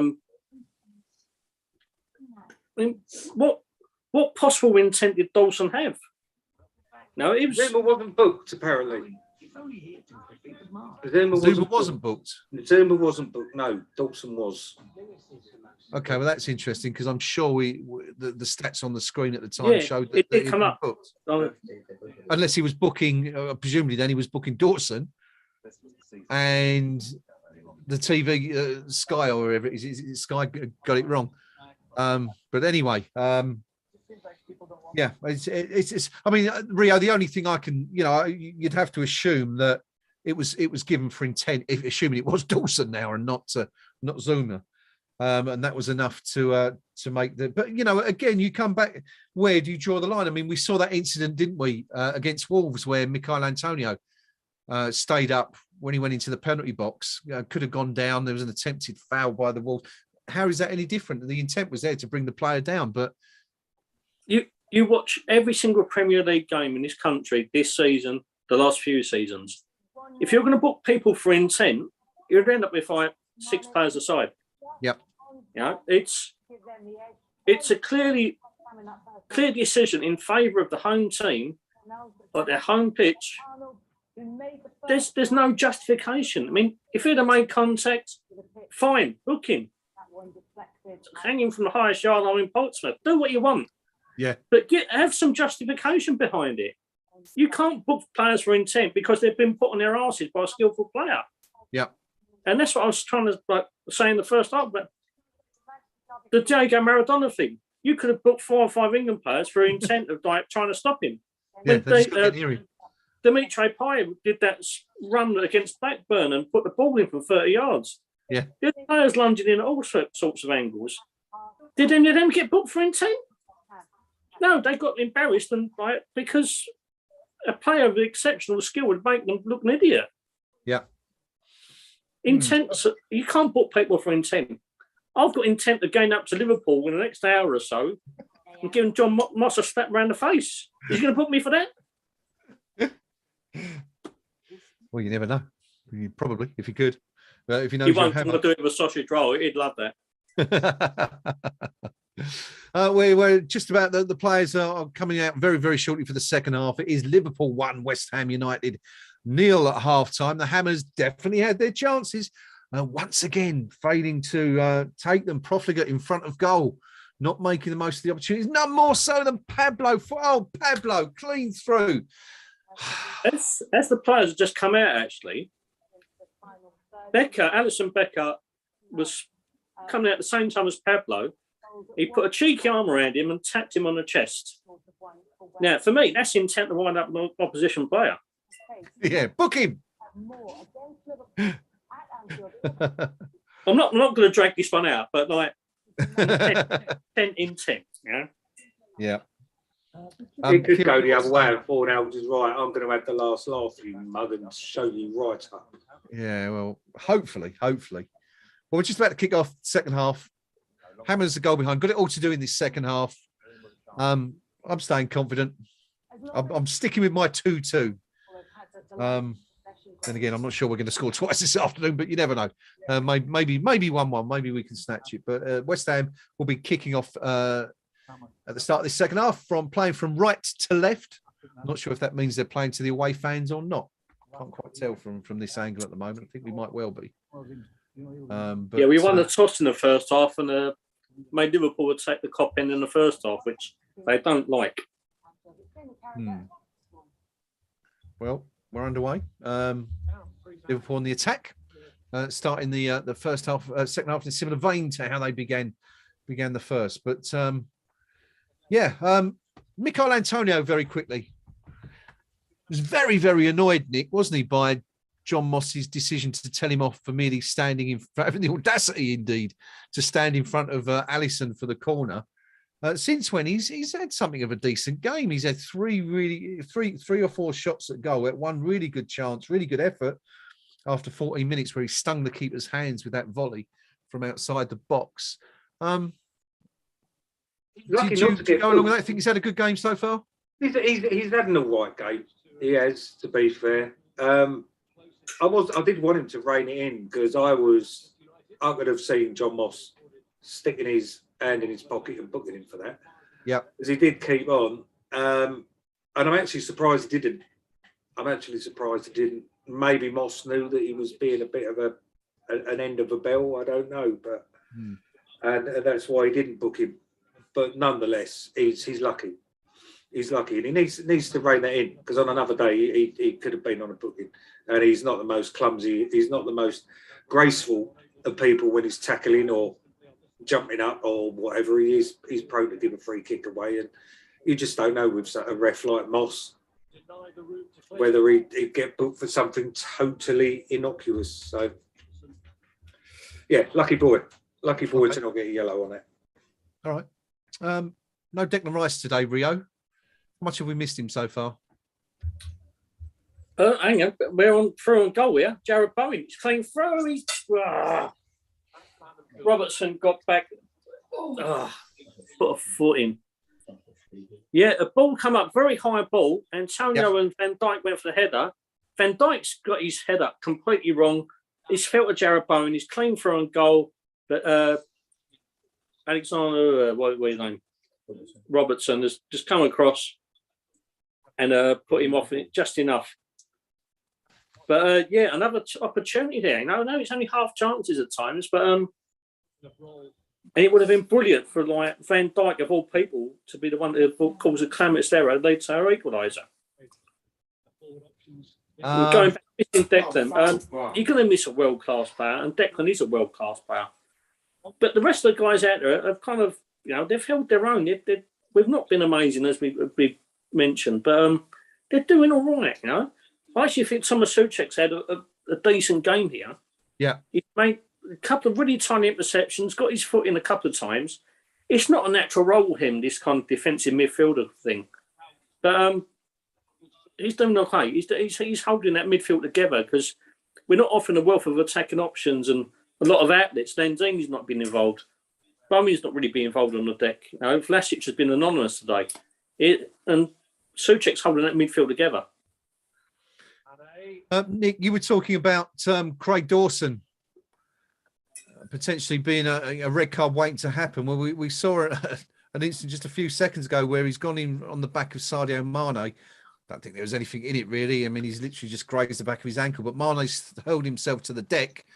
Yet another dive from an player. Yeah, nothing. Absolutely. No, I just don't get it.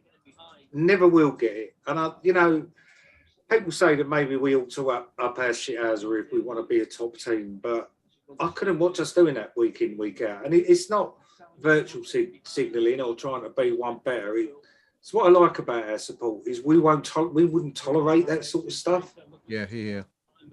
And it's not us trying to be better than anyone else. I think it's the fact that we do kind of have standards to a degree.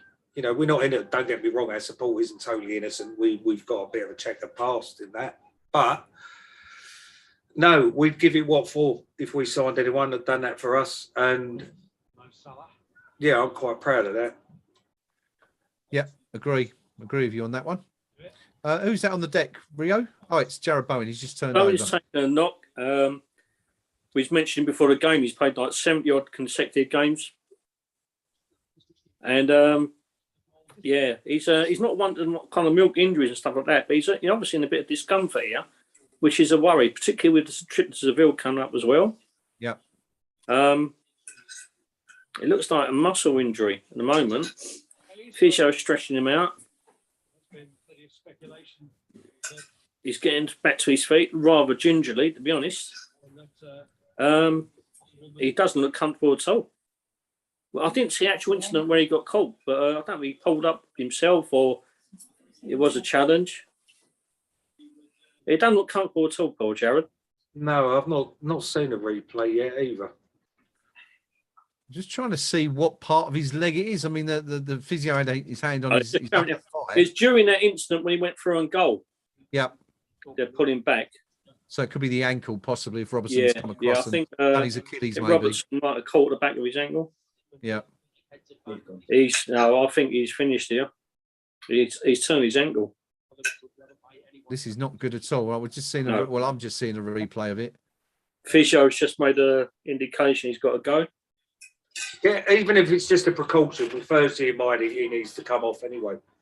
My worry is that our bench, we've got the 3 or 4 youngsters and Crow on there, who he obviously won't utilise. You know, I think this is made for Flex to come on, right, and give it a bit of Stick Antonio out on the left, Vlasic on the right. Yeah. And Flex up front. Make yourself a hero, lad. But you know, for a fact, Ben Rama's going to come on. Consider keeping him fresh for Thursday completely. He's coming on. He won't utilise those options. So why bloody well pick him? Yeah. That's pretty dreadful news for West Ham, given that we're off to Seville for the biggest game of the season in 3 or 4 days time. And he really doesn't look happy at all, does he? Seeing Bowen's face as he's coming off, I don't know. Maybe the cynic in me is like, maybe this is somewhat contrived. He's gone over on his ankle, but a couple of facial expressions he pulled, I thought, hang on a minute, mate, this ain't the Oscars here. Get him off fresh for Thursday. Without copping the flack of, why are you coming off, mate? Why are you hooking Bowen? Well, oh no, maybe not. I'm going to take that back. He doesn't look in pain. No, it's his right foot or his right ankle. Yeah. I didn't quite see it though. Did you, Rio? When he went down, it didn't look initially like there was anything obviously amiss there. No, play's carried on. He's got back to the other end of the pitch. Yeah. When he went through on goal, he might have done it then. That's why they showed the replay. Yeah. But it's completely innocuous. I can't see where he's done it. No, it's a concern, a massive. I mean, and we're in again. Yeah, 4-0's been tucked away by. Ben Rama flicked him behind the defence. 4-0's got it. Crossed the ball in from the left, but no one was there. They just put it back for offside. This is another thing. Why can't linesmen just flag for offside and they give it straight away? Why let play carry on for another 25, 30 seconds? Yeah. It's a complete waste of time. Well, I suppose now they can rely on VAR, can't they, to call it if they make a wrong call or any sort of call. They don't need to do it now. Potentially risking next to muscle injuries, the lot. Football. I'll keep on going on about this. Football is a game of human error, whether it be player, official, whatever. Yeah. You know? Let it carry on. Like, don't make things so clinical and allegedly perfect, because you can't even make technology perfect. Mm-hmm. You know? All the systems are put in place do not work. They don't make for a better spectacle for the spectator. They take passion out of the game. They take emotion. They take excitement. Just give it up. Give it up a lot, yeah. There you go. An impassioned plea from Al Rio. Well, we're 10 minutes into the second half, chaps. To be fair, we've had the best chances so far, haven't we? I mean, Bowen's straight through was almost through anyway. I mean, it was a good tackle by Robertson, but Liverpool have been a bit quiet, wouldn't you say, so far, Nick, in this half? Not really troubled us at all. It's probably the kiss of death, but more than likely. No, they haven't, but it's been a bit bitty, isn't it, really, this first half, and now the second half. Now with a stoppage with Bowen, and it just needs to settle down a bit, and then we can get a better idea of how it's looking going ahead, I think. It's a bit difficult to judge. Were he not to make it on Thursday, how big a miss would that be for West Ham? It's a huge miss. Just by stats, right, involving 16 goals this season already. It's one of the highest in the Premier League. Yeah. So taking that out of the side, which at the moment isn't full of chances and confidence and goal scoring prowess. You know, we're getting 1 or 2 goals a game if we're lucky. It's a huge loss, and particularly away to Seville. I mean, maybe in hindsight, if you're going to make him miss one game, it could be Seville. You play a more compact shape out there, get at least a draw and come back to Upton Park London Stadium, force of habit, and go for it then. But you'd rather play your best 11, and Jarrod Bowen is not only the best 11 for West Ham, he's allegedly one of the best 11 in England at the moment. Yeah.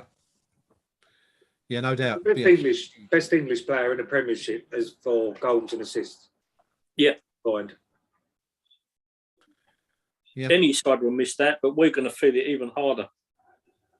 But again, it happens, doesn't it? Sometimes you lose a good player, somebody else comes in, it has to be tweaked a minute, and you stumble upon something even better. Yeah. That's I guess the only problem with that is we haven't got anyone else to come in. That's the problem. We're sort of running out of numbers.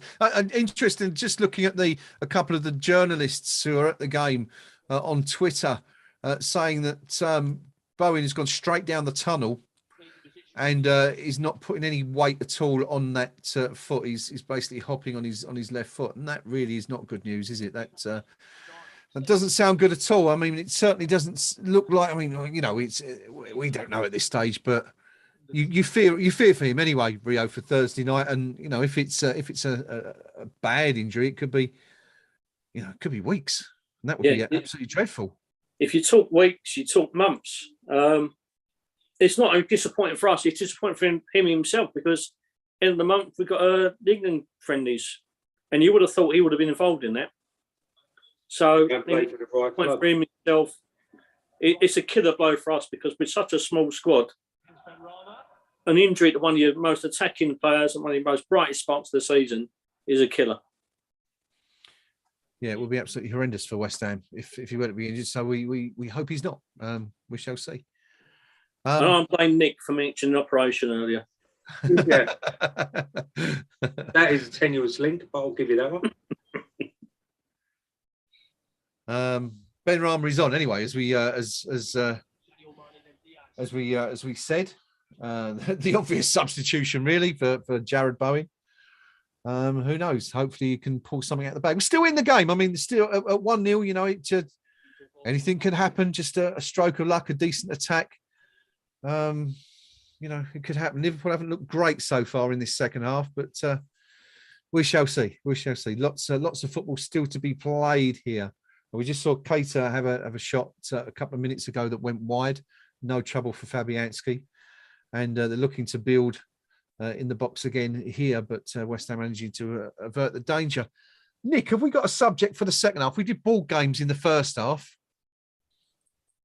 Have you got anything else on your list? What list? Well, I thought you had a list. I thought you'd been doing preparation and actually done a bit of research. No. Blimey. Oh, I don't know. We've had ball games, computer games. There we go. There's only one. There's only one. I spent far too much of my life playing Championship Manager, Football Manager, whatever you want to call it. I think we should have a caveat that it can't be football. Okay then.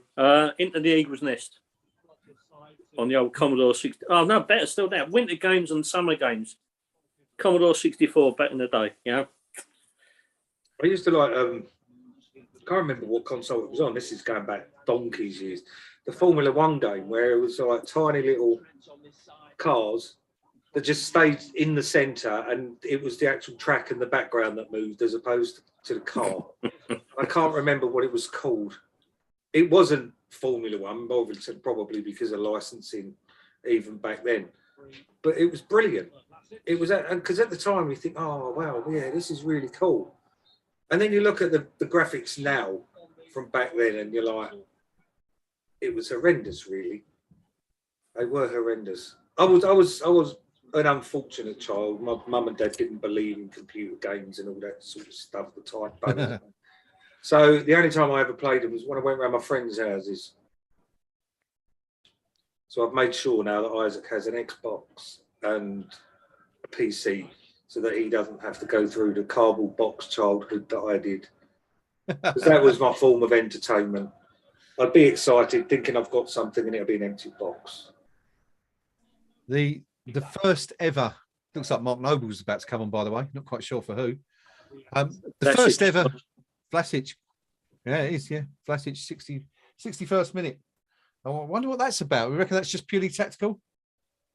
Absolutely. I mean, Flash's been anonymous here today. Bless him. It's not the game for him, really. He can't impose himself. Position. I just think because we mentioned the Commodore 64 Spectrum, let's get someone on the pitch who's involved in that kind of era. And Noves is the only one who fits the bill. He does. Yeah, I was going to say that the first arcade game I ever played, way back in the day, was a driving game, but I can't remember what it was called. But basically, you had the screen was it was a bit like Pac-Man in a way. Your job was to eat all the dots. You were a car, and it was a rectangular grid, and you had 4 or 5 lanes that were split into 4.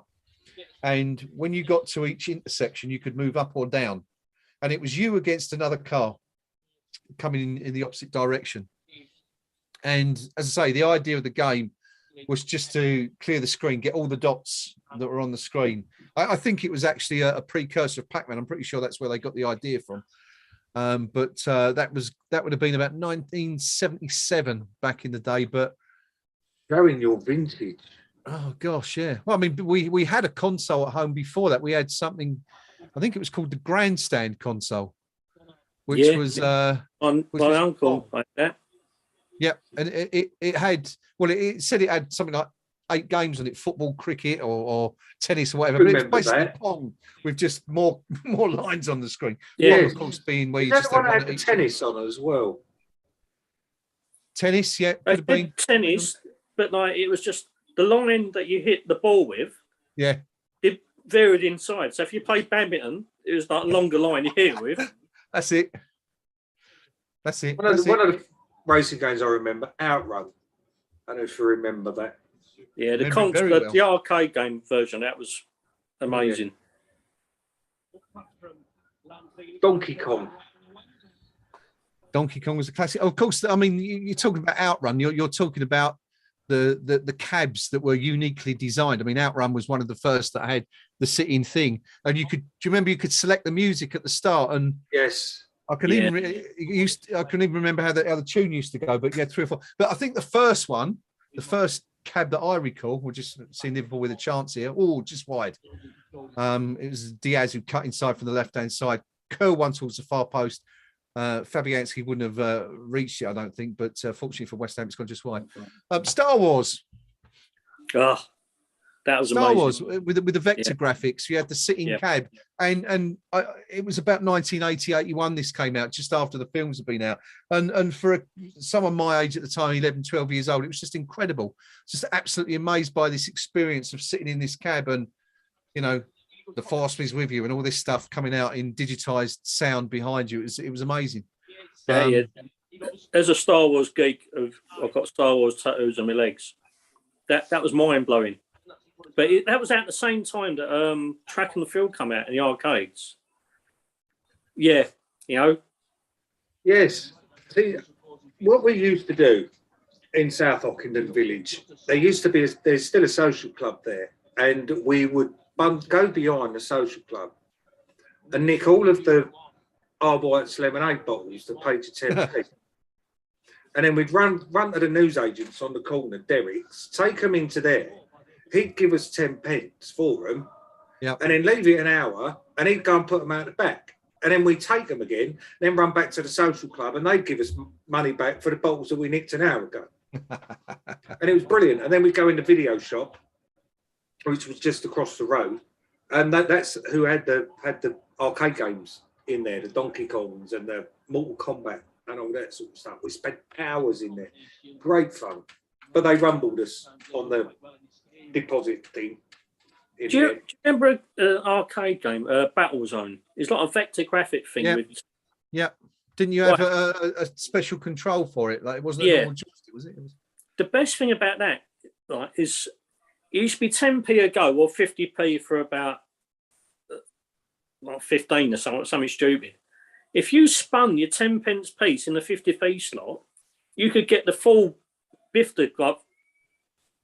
So people used to, in front of the Battle Zone thing, you could see them going bang like that with 10p piece. If you got it at the right angle, unlimited games. Fantastic. Great value for money, that was. Talking of value for money, I was a bit of a Pac-Man fanatic back in the day, and I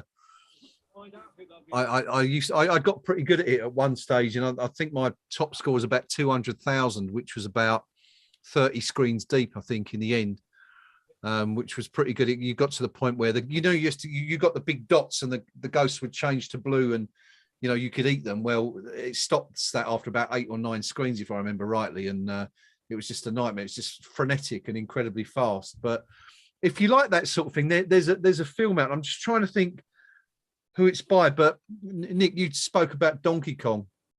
It's about these guys that try and go the right way through and get to the very end, because there's a point in most of these machines, these early 8-bit machines, I think Donkey Kong and Pac-Man and all those, where there's only a finite number of screens you can get to before it goes wrong because of the and I'm trying to think what that film's called. If anyone knows, remind me on the stream. It's Steve Wiebe, I think, is the guy, one of them in it, and who's the guy with the beard who's in it? I can't remember, but it's about this battle to become the world champion at these games, and it's a fascinating watch. But yeah, good stuff. The old arcades. It's a shame. I remember you used to walk in there as a 12, 13-year-old, and it would stink of smoke because obviously the older kids would be in there playing and smoking at the same time. Do you remember? Absolute health hazard. Wouldn't allow it these days. No, I mean, our arcade in Ockenden Village was basically the video shop, and then we'd sometimes bunk the train to Southend. But back in back in them days, it was actually quite difficult because we had to get two. Nowadays, you can get a train from Ockenden straight through to Southend, but back then it was literally Ockenden, and you could either only go to Upminster or only go to Grays. Then you'd have to change train, and you'd always find a gold top at either Ockenden or Grays, so you couldn't get on the Southend train, and they'd stop us, which was a bit harsh. Like we're going to pay. Just coming back to the football briefly, just seeing some stats for the second half. Liverpool 5 shots, West Ham only 1 shot in this second half, none on target. Not quite going the way we had hoped, but as we said, 22 minutes still to go, and it's still only 1-0, which I think, Nick, is a lot better than a lot of supporters were thinking. So at the start far, of the game anyway. We have, but we have had games in the not too distant past where, round about this point of the game, we're only 1-0 down, and then all of a sudden they hit us with maybe 2 or 3 goals in quick succession. So, and that's what I'm worried about, that if we concede again, we'll then concede again and it will look like an unfair drubbing. Because the way we've been quite resilient, and we don't deserve a drubbing. Oh, if you missed that. And we missed yet another sitter. Well, even that was always falling over. I'm just waiting to see what happened. Yeah, I mean, the ball's played down the right-hand side for West Ham. The cross has come over, and it's Lanzini. Lanzini's got the ball in the box. It's taken a fortunate ricochet, and he's had an initial shot. It's come back to him, and he's got all day to pick his spot. He's only 8 yards from goal. He's only got Alisson to beat. And I mean, he's clearly onside, which makes it even worse. Yeah, I think it's Alexander that's come back off. Sake. And he's put it way over the bar. And we've done it again. We're did you see that, Rio, or did you? No. It's a little hint to viewers out there: before you do an extended kind of YouTube kind of podcast thing, do not drink almost 2 litres of mango juice an hour beforehand, right? So, yeah, sorry, guys.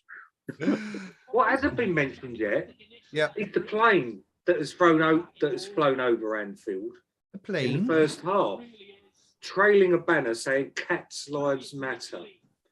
So someone with more money than sense has actually paid for that.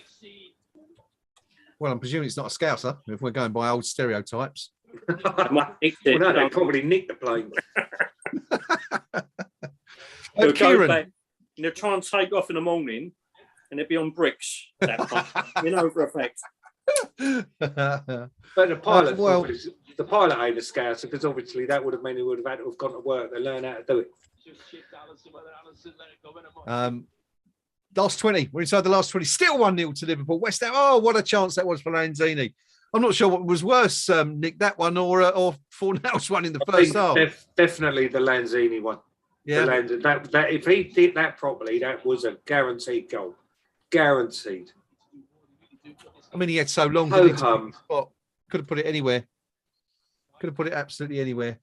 But anyway, we're still in this. Kieran, you mentioned the Adam Sandler film. No, it wasn't. I've just remembered what it was. Just remember, I've just looked it up on Google. It was a 2007 release called The King of Kong, A Fistful of Quarters, starring Steve Wiebe and Adam Wood, Walter Day. It's fascinating stuff. If you get a chance to watch it, do so. It's brilliant. Probably available on YouTube or something like that now, but a good roundup of the good old 8-bit arcade machines and the lengths some people went to try and get the world records. Rio, you mentioned Football Manager just quickly. I'm presuming you mean the modern day version as opposed to the Kevin Toms ZX81 and Spectrum version from back in the day. Well, I graduated from Kevin Toms, which got me more interesting once I learned how you could hack into it and change. West Ham wasn't involved initially, but the great thing about Spectrum games is you could hack into them and alter it so that West Ham was involved. That was a great introduction. But as I went through, I graduated from a Spectrum into a Commodore 64. There was a great game called The Double. Yeah. Which it was used to take incredibly hard for one game to play. Yeah. So doing my GCSEs, I used to start playing, like writing an essay, play one game, let it pan out in the background, and complete my essay afterwards. It was like ideal for homework times. I remember the Double very well because I remember on certain levels it was quite easy. You could get to a certain point, and then when you got to like Division 1 or whatever, it would automatically put you up to the next tier. At which point it became absolutely impossible. You just couldn't win. Yeah, I finished second in Division 1 at the time. Yeah. Best I ever did. That was quite an achievement. But once you got onto I had Football Manager on a PC. I had the light version on a PSP, which I performed the Magnificent Seven once. That's my biggest ever claim to fame. I won all 7 trophies for managing Dag. Are you a fan of the more active football games like FIFA? Do you play FIFA at all? I used to play with my boys do, but I've given up gaming about 10 years ago, to be honest. I don't play that. I just don't have time, you know. I've got a website to moderate. I've got a family to run. I've got a pub to kind of keep in business. There's a lot of stuff going on. Yeah. Nick, are you a FIFA man? No, never played football games. I'm not really much of a gamer, to be honest. They're all, I don't know, I find them all too complicated now. I like it simple, which is why I still plug in the Mega Drive sometimes and play the old school ones. I've got loads of Sega classics actually on the PC. You can get them from Steam and they like running on an emulator in the background type thing. And that's really my limit of gaming. I've got something like 700 in my Steam library, but that's only because when I had my business, I used to buy loads off of Humble Bundle, so that if somebody had said, will this computer play X amount of games? Normally, or not like certain games, normally I'd have it. Yeah. And I'd go looking for, when the latest games came out, the more popular ones, I'd buy them and I could get away with putting them through the business. Yeah. So I could try them out on machines. But since then, I think my newest game is something like Primal Carnage, which I bought for Horizon, basically. Dinosaur game. If you like the old arcade machines and you've got a PC, then MAME, I think, is the system to go for, isn't it? But it just so happens, just talking about, look what I've got here. Look at this. Look. The Mega Drive. A real one. And I've got the one the newer one that's got the 50 games already in. It's not card. Oh, the mini version. The new one that came out. Well, say new. It's about 5 years old now. Yeah, this my office is a veritable trove of old crappy hardware. Got one of these down here as well. Look at that. Wow. That's fantastic. 20. That's the precursor to the 64. That's called winning at life. You know what I found? Amazing. As games got more complex and more lifelike, I couldn't handle them. Yeah. There's certain games that I used to get motion sickness playing them. I thought, you know what? If it's making me ill, this is entertainment. This is not entertainment at all. Yeah, it's a different thing completely now, isn't it? But I tell you, the one thing I don't miss about about the old games is that if you used to die in most of those games, you used to have to start again right from the beginning. And, you got to a certain point where it's like, oh, I've got to get through 20 screens to get to this one point, and then probably die again and again and again. But at least you don't have to go through it now. But I think this is why bloody Modern Warfare's, I mean, the real thing is so frightening, because I think a lot of these people in charge of weapons think, oh, I can regenerate. You can't, mate, you know? Yeah. Just give them a tape deck with a little kind of screwdriver. We have to tune in so the game actually loads. Yeah. Right? This will take people's minds off a lot of other different nonsense in this world, you know? Knife fan would drop. Yeah. Oh, those were the days, weren't they? You're loading the game for 10 minutes, then find out you had to start all over again. Happy days. Anyway, getting back to the game, still Liverpool 1, West Ham United 0, 77 minutes played. Liverpool been on top for the last few minutes, and probably, to be fair, since Mark Noble came on, we made that change. But West Ham, that amazing chance for Manuel Lanzini a few moments ago. Looks like we might be ruining that come the end of the game. You've got to say, Nick, haven't you, if it does finish 1-0, those chances we've had, 4-0, Lanzini, we're going to feel a bit disappointed, aren't we, come the end of it? We are indeed. As somebody said on the forum, can't remember who it was. Where is it? Oh, they're taking Funky chicken. It was easier to score. Disgraceful miss, and it probably would have been easier to score. It's just one of those things, isn't it? It's just annoying. But it's Liverpool. Apart from the odd season, it's expected. As Rio was saying a few moments ago, Salah is off, replaced. Didn't look very happy about it, Rio, did he? He don't look happy anyway, does he? I think it's that fuzzy hair. It just doesn't suit a kind of jovial persona. Sorry. Now they put on Jota, which slightly less diving, still dark arts. Just comes out different. Than anything we've got. Not happy. I would like to sue him under the Trace Description Act, because I've tried to write on him, and he's not a jotter at all. He gets really annoyed if you try to cover him in with pen. Oh my God! See, I thought I came out with absolutely awful. Hang on, we're in. Antonio's through on goal. Come on! Come on! He Come on! it up. He misses. Come on! Has he really? Has he really missed? What was we saying earlier about Antonio having to think one-on-one? Talk us through it, Rio. Mark Noble with a ball through. Antonio's in acres of space. Yeah. Liverpool defender did Kane's side. I think that's Robertson again. Gets a foot on, which puts him off. Antonio just sticks it in the back of Cater's leg. It's a corner anyway, I think. Well, it should be. It is. Oh, my Noble, though. Yeah. Did it all right, did he? To be fair, Antonio cut inside, did the right thing, but I think it's pretty good defending. It's good defending. By Liverpool on that occasion, and to be fair, they put some good challenges in. Robertson, the one on Bowen earlier in the half as well. But just not happening for the Hammers. But the chances are there. We are creating. Yeah, no, certainly not out of this yet. That ball from Noble, that was rolling back in years. Rolling back. Oh, yeah. Only player in our squad that can make balls like that. Yeah, cracking little ball over the top. Antonio cutting a very frustrated figure at the moment. Just can't quite find the goal this afternoon. He's had a good game again so far.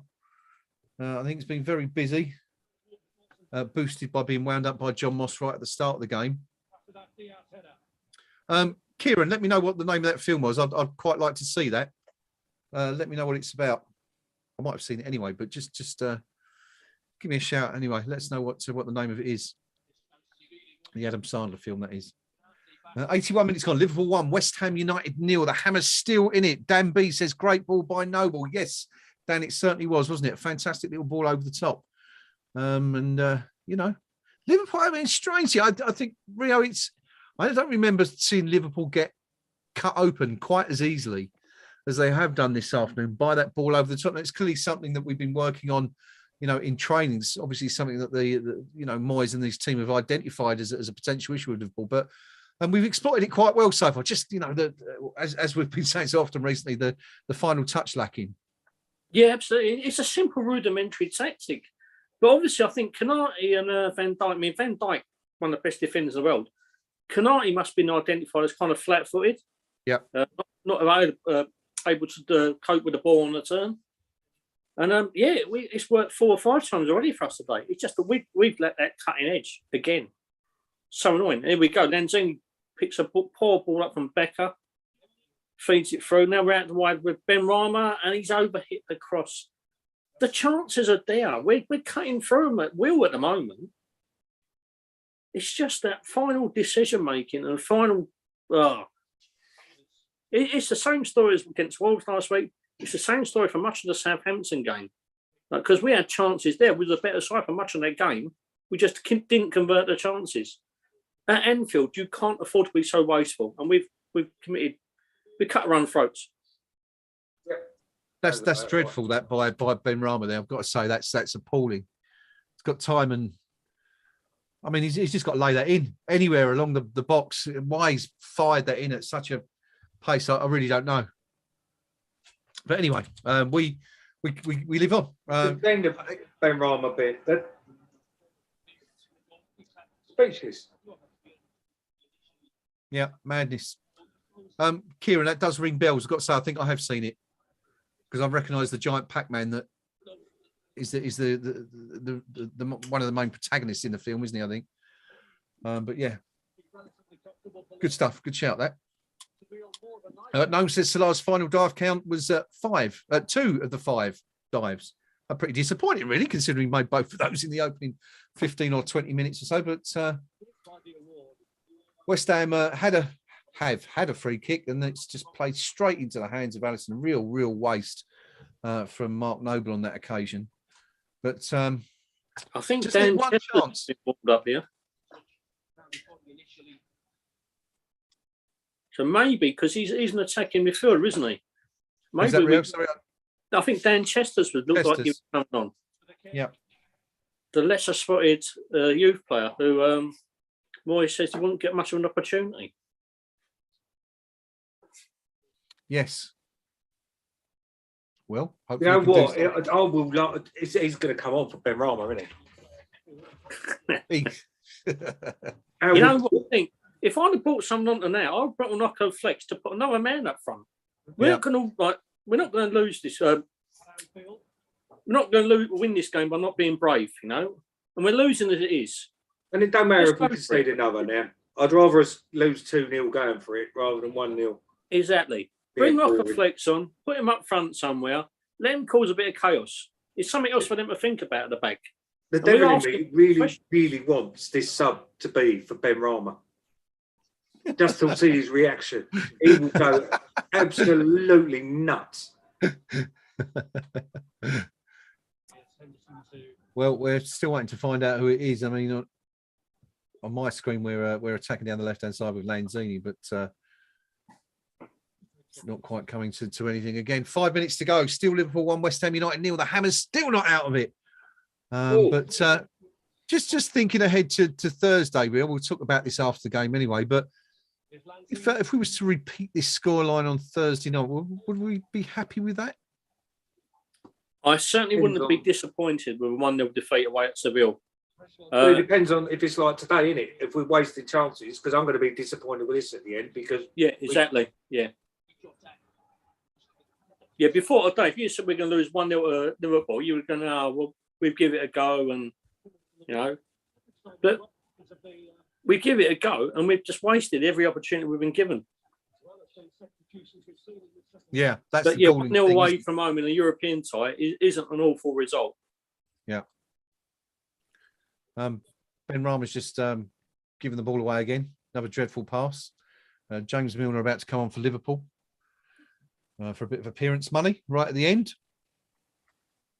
And time is ticking on. We are now 86.5 minutes into the game. Still Liverpool 1, West Ham United 0.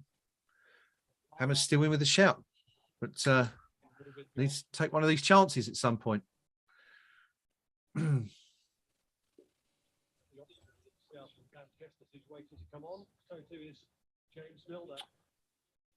Is he on? Does Milner come on, Rio? I know you're a bit ahead of the yeah, I think yes. Yeah.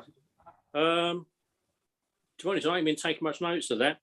We've got the ball again. Antonio's fed the ball out wide. It's now with Ben Rama left-hand side. That's that thing. He just never looks confident with it, but he feeds the ball out wide on the right-hand side now. We put a cross in, but there was only 2 players in the box. One of them was Lanzini, and Fornells was trying to put a cross in. Thankfully, it's come off a Liverpool defender. We've got a corner. Now, this is the opportunity. Right? We're so good at set pieces. We need to make this one stick. My only worry is if Souček scores it, I bet John Moss rules it out because he's wearing a headband. His headband will be offside. Not that you can be offside from a corner, of course, but we shall see. Take us through it, Rio. Left-hand side corner. Sorry, our right-hand side. It looks like, I think it's Fornell's going to take it. Because Bowen would be taking those. There's about 3 or 4 West Ham players all around Alisson. It goes to the near post, headed away, but it's back out to Fornells. He swings in with his right foot, but it's too near Alisson, but he punches away rather than takes the brave option. Noble misses the challenge and Liverpool on the break. Mane found Jota. Jota streaming away. We've got people back. Oh, that's a fantastic sliding cut out there. I think that was Lanzini. Got back, slid in and broke up the pavement. It was 3-on-1 at the back. And here we go. We try and build again, but it's a cynical foul by Jota. Jesus Christ. Poke him in the eye with one of their marker pens. Right, if he ain't going to be written on, poke him in the eye with it. He's taken Fornells out completely there. I mean, that could have been an incredibly nasty challenge. Oh, that's a shocker. That's a shocker. Breaks his Achilles. I mean, Moss has got that right. You can't really give anything else, but that's a Sunday league. Oh, okay. He's come across him. He's not right. He's been booked, but that was just cynical and nasty. You know, it's just no intent, and just a spray cut play, and it's going to harm the player more than it is the bloody anything else. Yeah, it doesn't help West Ham, of course, having a player booked at this late stage. But we are in the final minute. It's still Liverpool 1, West Ham 0. We need not quite a miracle just yet, but we're not far off it. We're going to get something from this game this afternoon. You know what? Challenges like that, I've just seen the replay of it. They deserve a red. Challenges like that. That was awful. Slow motion. It didn't look too clever. Oh no, that should have been a red. That's right over onto the front of it. You see that from the front vid. That is awful. That should have been a red. That was intent, mate.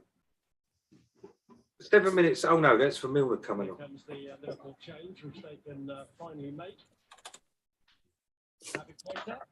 Is Chester's coming on or not?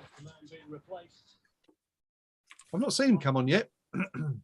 He's still warming up, I think. He'll be burned if he's been warming up that long.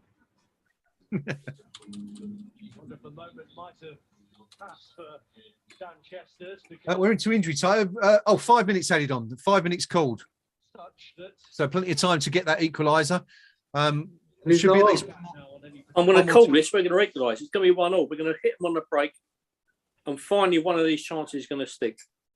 Well, let's hope you're right. I mean, there's plenty of time. You normally get one, don't you, in the last few minutes? No signs really of Liverpool sitting back and trying to hang on to it, which could benefit us because we've been catching them on the break all afternoon so far. So just need one more chance, one little chance to fall to Michail Antonio. Or we'll equalise, and he'll carry on with the clock till there's 10 minutes added time, so they equalise. They get a winner again.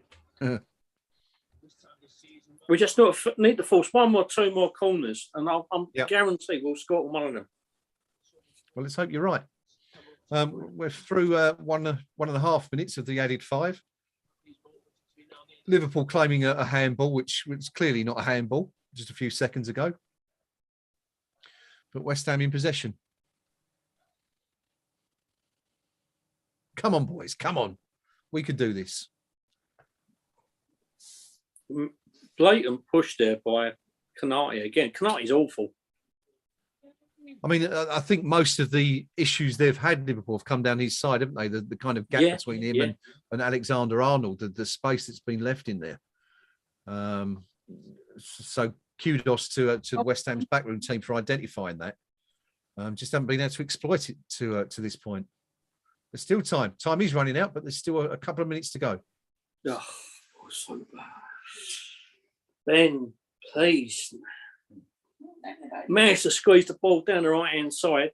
Couple of obvious fouls by Liverpool again.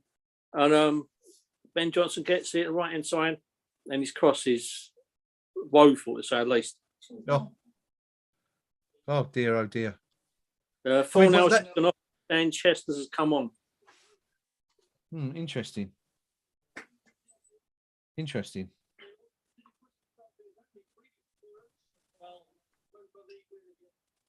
I wonder if that's just well, you can't even say he's giving him a rest, can you? Really, after 93 minutes.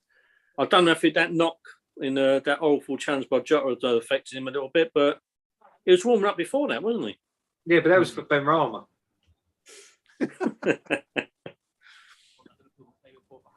Well, Ben Rama must be amazed. He's actually going to be on the pitch at the final whistle at this rate. He's not going to know what to do, is he? There's still time, of course. Oh dear, oh dear.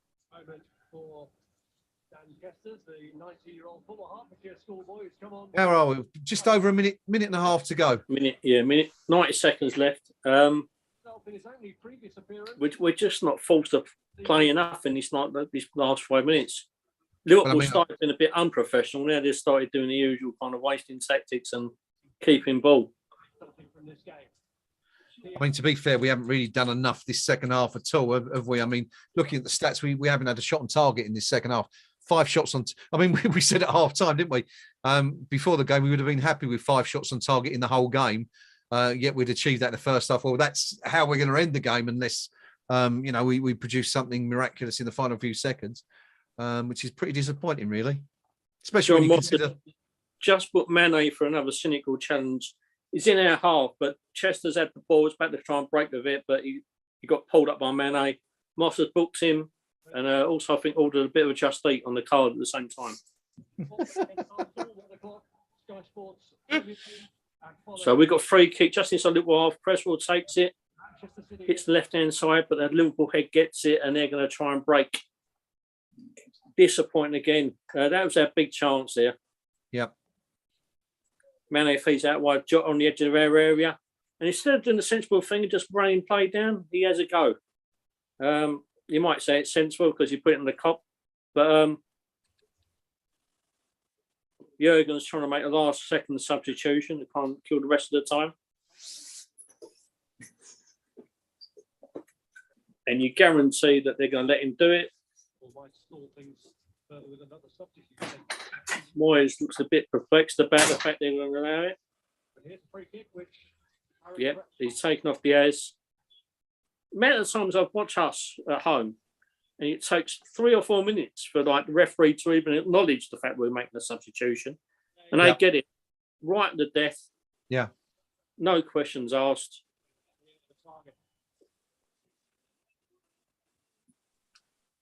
Well, that should be time now, surely. I mean, there's not going to be any time for... We're 30 seconds over. We've got the ball in our own area.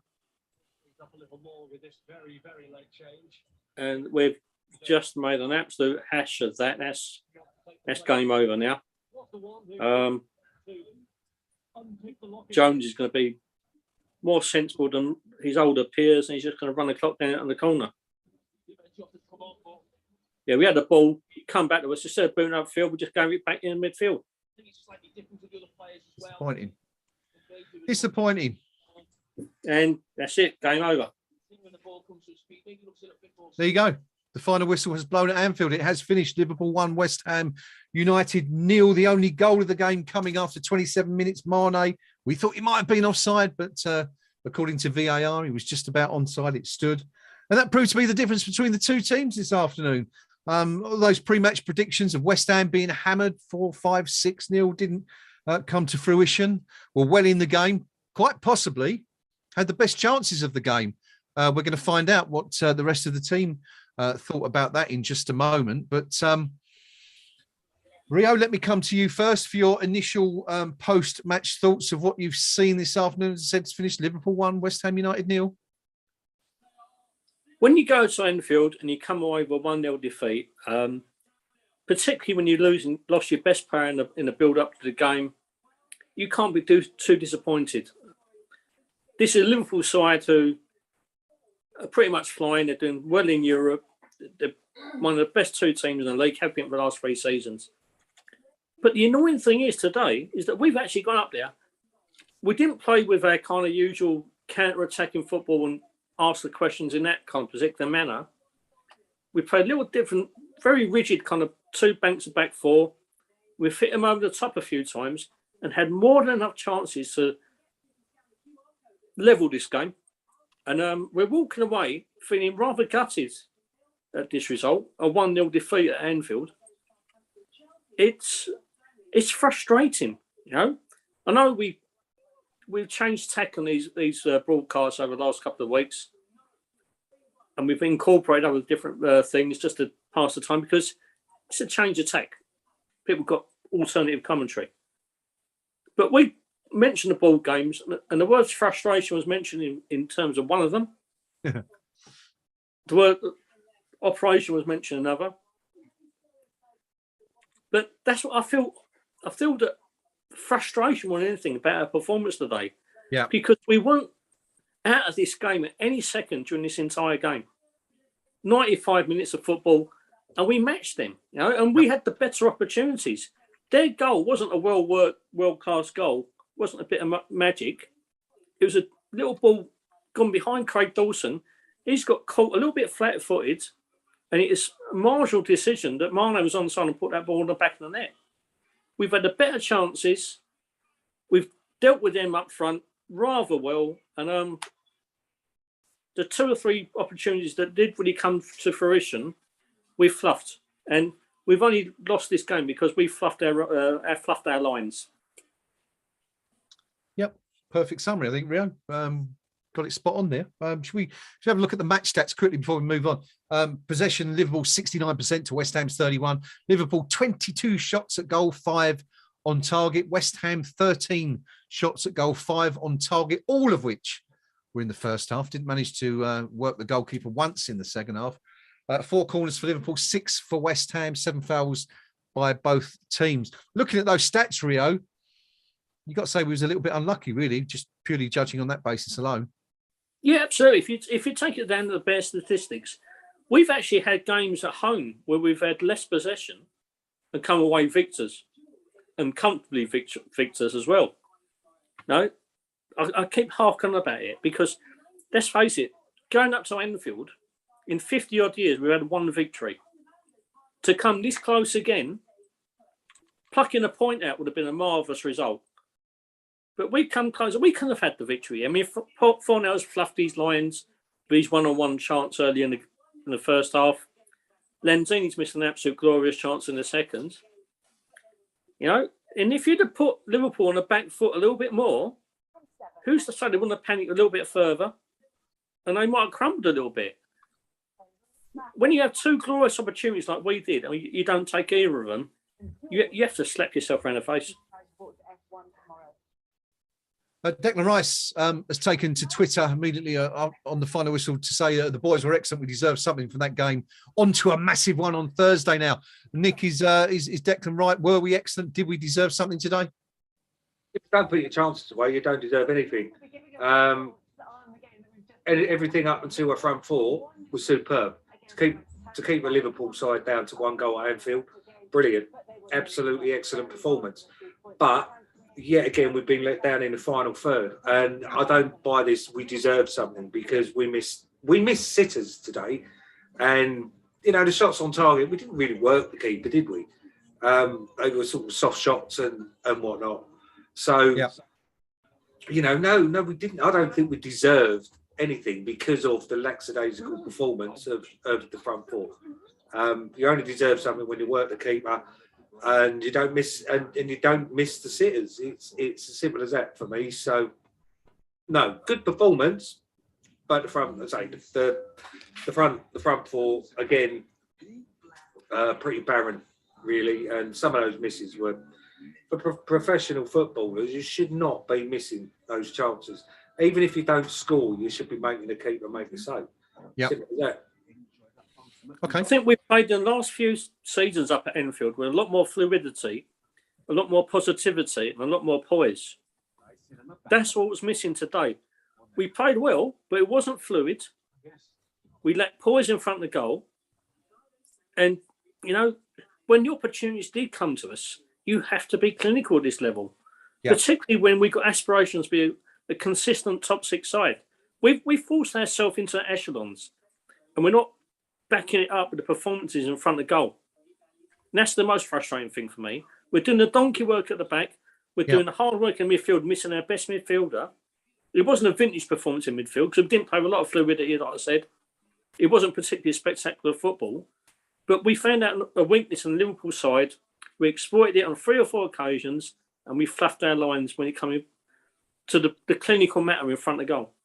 Yeah. Okay. XG stat for you today: Liverpool 2.05, West Ham 1.67, which again goes to show that there wasn't an awful lot between the two teams.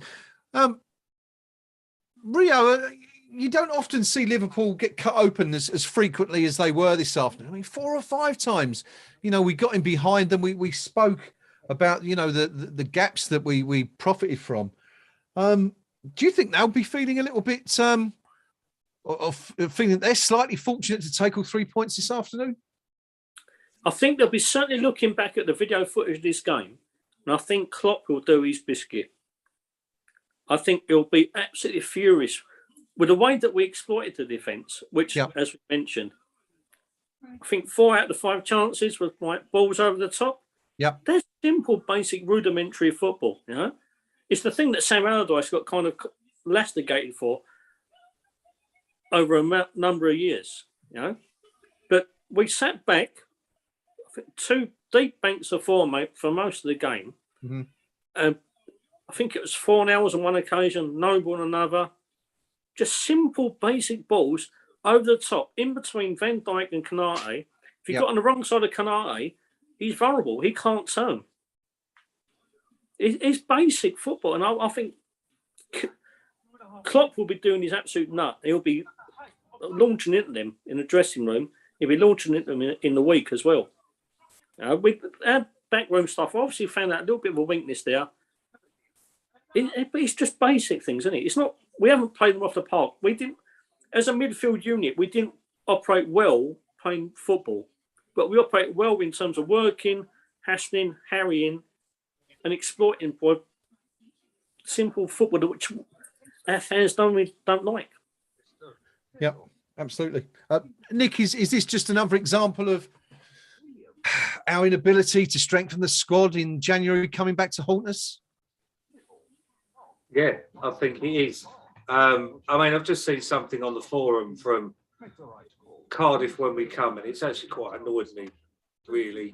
But it's what that poster generally does to me anyway. When somebody said, proud of my team, buildup, put proud of my team tonight, so effing proud. If only Ed Moyes has done something in the transfer window for a striker, and he's put, still Moyes has to be dragged over the coals, and come out with a statement of, the truth is he was offered SHIT, low wage Sully special that he said no to. Now, there is no truth in that. We don't know what was offered. We don't know what bids were put in, and that's an absolutely load of old flannel. What should have happened is Moyes shouldn't have been so stubborn in January. I've repeated it time and time again. We didn't need to get better than Antonio. We needed to get better than Yarmolenko, which shouldn't have been too hard to do, but apparently it was. Again, it's bitten us in the backside. We're toothless in front of goal for the past few games now. We're making basic mistakes. We're missing sitters, and we've got nobody to change it. And that, to me, is criminal. Absolutely criminal, especially at this stage of the season when we're still fighting on 2 fronts. And we've got nothing, literally nothing. And why put Okaflex on the bench? Change it up, give him a run. You know, Liverpool don't know what this chap's like. They don't know how nippy he is and whatever. Like they would have done his own work on him. Bring on the unknown. Bring on a hungry little kid that could have made history, made his name for himself, become a legend. You know, nobody had heard of Tony Cottee when he came on at 17 years of age and scored against the Spuds. You know, it's the sort of thing we need to start doing. Moyes needs to start taking a few gambles, and this ain't a character assassination of him because he has done superb since he's been in, but he is still blind to the youth, some of the youth that we've got. What has these youngsters got to do to get 5 minutes? All right, Chester's came on, but come on, 87.5 minutes. What's the point? You know, all right, he gets his little run out against Liverpool, but what is the point? Don't do that to the kids, leaving them hanging on. Stick them on at 75 minutes. Let them have a run around. You never know what might happen. He might end up being a hero, just like Okaflex might. Because at the moment, we've got nothing, absolutely nothing. Bowen went off, and a seriously out of sorts and out of form Ben Rama comes on, and yet again, he was absolutely shocking, absolutely shocking. And you mean to say that Chester's couldn't have done a better job? He probably would have. He might have at least picked out his man or completed a pass. Okay. No, again, it's just the lack of options in January. We didn't need to replace Antonio. We needed someone better than Yarmolenko. That's the truth of the matter. If you dangled the carrot for some of these kids, and one of them takes it, you'd rather have one take it than 3 or 4 don't. You know what I mean? Just give them the opportunity. Let them thrive. Let them prove themselves. It sends out all the wrong messages that you've got 4 or 5 of them on the bench and you won't utilise them to any certain degree of confidence, and it sends out the wrong messages to me. Yeah, and in a way, Rio, this is the perfect opportunity to do that, isn't it? A game where we're not expected to take anything, where you're looking to, you're expecting to lose anyway. And I make Nick absolutely right. Why not give Okaflex or Chester's a run out from sort of 75 minutes and see what they can do? But anyway, positive note though. Yes. How good was our club captain in that second half? Roll back the years. Yep, a couple of really good passes. I mean, that ball over the top for Lanzini, wasn't it? Was superb. I think it was for Antonio, wasn't it? Sorry, for Antonio. Yeah, but that's the sort of thing that you look at that and you think, well, it's nice to see Nobes getting his farewell at Anfield, but might it not have been a better idea to put on one of the youngsters, to maybe chuck Chester's in there at that point, rather than do it just for just to give Noble one more run out, give the kid a chance to go and make a name for himself. But anyway, we'll never know now because it's changing of the guard, isn't it? That's what it is. There's no. I know Mark Noble's a club legend, and he's given his all for West Ham, but at the end of the day, it's a results business. It is a results business, and in a way, there should be no sentimentality in football when you're trying to win. When you're trying to win games of football, and yeah, I can understand the reasoning behind it because we did look pretty solid when he came on, and he did have a second half. But Mark Noble's days been and gone. Dan Chester's and the the under 23s that are coming through, they potentially are our future. Mark Noble isn't, and if it was a sentimentality thing that he was brought on, so he has a final hurrah at Anfield. Yeah, that's actually a bit of a shocking decision by Moyes. Yeah. Okay. What I'd like to say, no, is that a lot's made on our social media feed, like the West Ham official site, that we've given X amount of players a chance and they've come through. And yeah, fair enough. Some have had a chance. I think they said it like 11 or 12 since the start. Conversely, if you take that, the game that Allardyce threw all the kids under the bus at Forest, 8 or 9 started their first game then. So it's all swings and you can manipulate as much as you want. Yeah. Have those players who Moyes has given the chance played regular football, because apart from Ben Johnson, now Harrison Ashby's had a few good games, but none of them have made a major impact apart from Johnson. Yep. Fair point. I want to talk briefly about those chances we had, gentlemen. We had a few, but you know, it really boils down to two great chances, one either side of the halftime whistle. That first one, Pablo Fornals, lovely ball through. It's actually we're talking about Ben Johnson. It was Johnson who played him in, wasn't it? That diagonal ball from the right side across to Fornals in the centre, where he broke that defensive line. What do you think he was trying to do there, Nick? Sorry, I was reading the forum. Matsfred, can you repeat the question? Sorry. Yeah, I'm just talking about the two big chances we had in the game. The first one, Pablo Fornals in the first half, that ball over from Ben Johnson, tried to lob the goalkeeper. What do you think was in his mind at that point? I mean, as a former somebody who used to play up front a bit myself, in those circumstances, I always think it's a lot easier just to go around the goalkeeper and tuck the ball into the. I mean, at the end of the day, you could say it wasn't necessarily a really bad choice because he beat the keeper. It was going in, but just didn't put enough on it, did he? No, he didn't. I used to play up front sometimes from his school. Whenever I found myself one-on-one with a keeper, I just levered it so he didn't have a chance. None of this fancy dance stuff. And sometimes you need to stick to the basics, you know, and just lever it past him. Yeah. It was a bad decision. It was a bad miss, and ultimately a costly miss.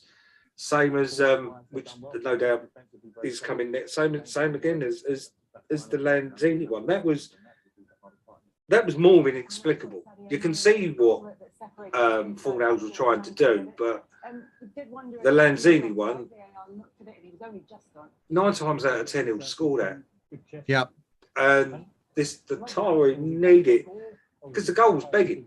The way Lanzini connects with a ball usually, no keeper in the world would have saved that if he connected properly. Well, this is the thing, isn't it? I mean, we've seen him put the ball in the top corner from 25 yards a couple of times recently, and yet there he is, 7-8 yards out, the goal at his mercy, and he's blazed it over the top. He's panicked.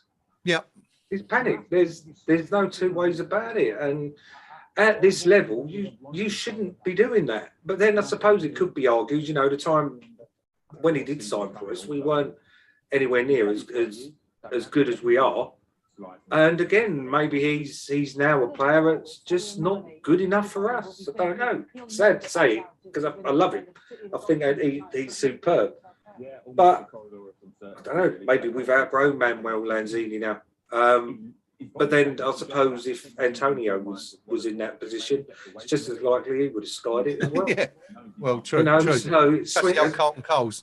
Yeah, it swings and roundabouts. But Rio Fornals in the first half, Lanzini in the second two. I mean, it's rare that you go to Anfield and get one chance like that, but to be given two chances, you know, in those circumstances, and not to take either. I mean, you know, Nick said it's criminal.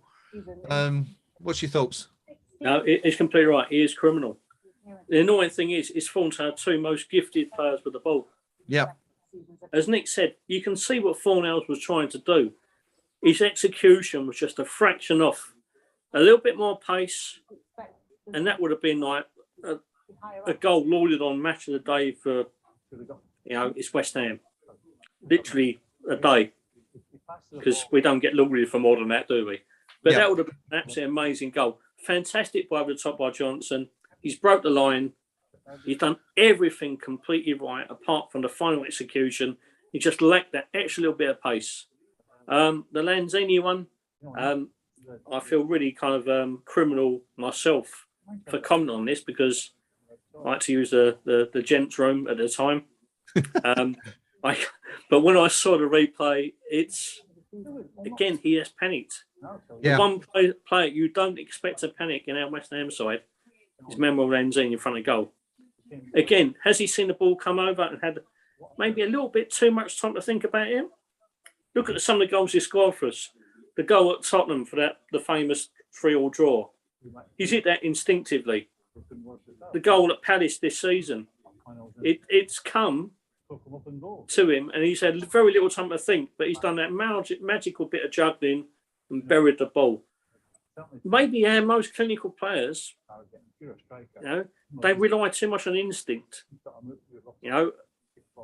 and when it comes to actually have to think about things, we're lacking that kind of clinical brain, and that's what's costing us. Just in the 4-0 miss again.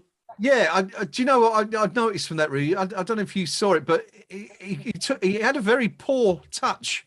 Yeah, just before he had the shot. I don't know if you noticed that there. It's very unlike him, but he did, and he corrected himself. Yeah. And I was just wondering whether he did that because that was the only option he had, having made that poor touch. That's all. He couldn't drill it, so he had to go for a little bit of finesse and a bit of composure. Yeah. I've just seen the Lanzini one now. Yeah, that's. I think if you'd have asked me who do you want in front of the goal, I wouldn't have wanted Antonio having a go at that. Yeah. I would have wanted Lanzini just to dink it. And he's trying to hook it over. I mean, it's a lovely build-up from West Ham, isn't it? The move, and it's a great ball in, and it falls. Oh, I mean, you can see Michail Antonio behind him sink to the floor. He can't quite believe it either. But no, I think you're right. I think anybody in those circumstances, Lanzini's the man that you want to see that fall to, and absolutely, it's just unfortunate it hasn't worked out. But it's good to see we're all agreed anyway on the performance. I mean, it seems that we all seem to think West Ham have played well this afternoon and caused Liverpool more problems than a lot of teams have caused them at Anfield over the years. We've, of course, been watching it on TV. To bring you a different perspective of the afternoon, we have someone now joining us who was actually at the game this afternoon. Our good friend, the Pink Palermo, has joined us back in the car after managing to escape in one piece from the away end at Anfield. Pinky, how you doing, buddy? Yeah, I'm good, thanks. And a terrific performance from West Ham United this afternoon in every respect, bar one. It's finishing, pure and simple.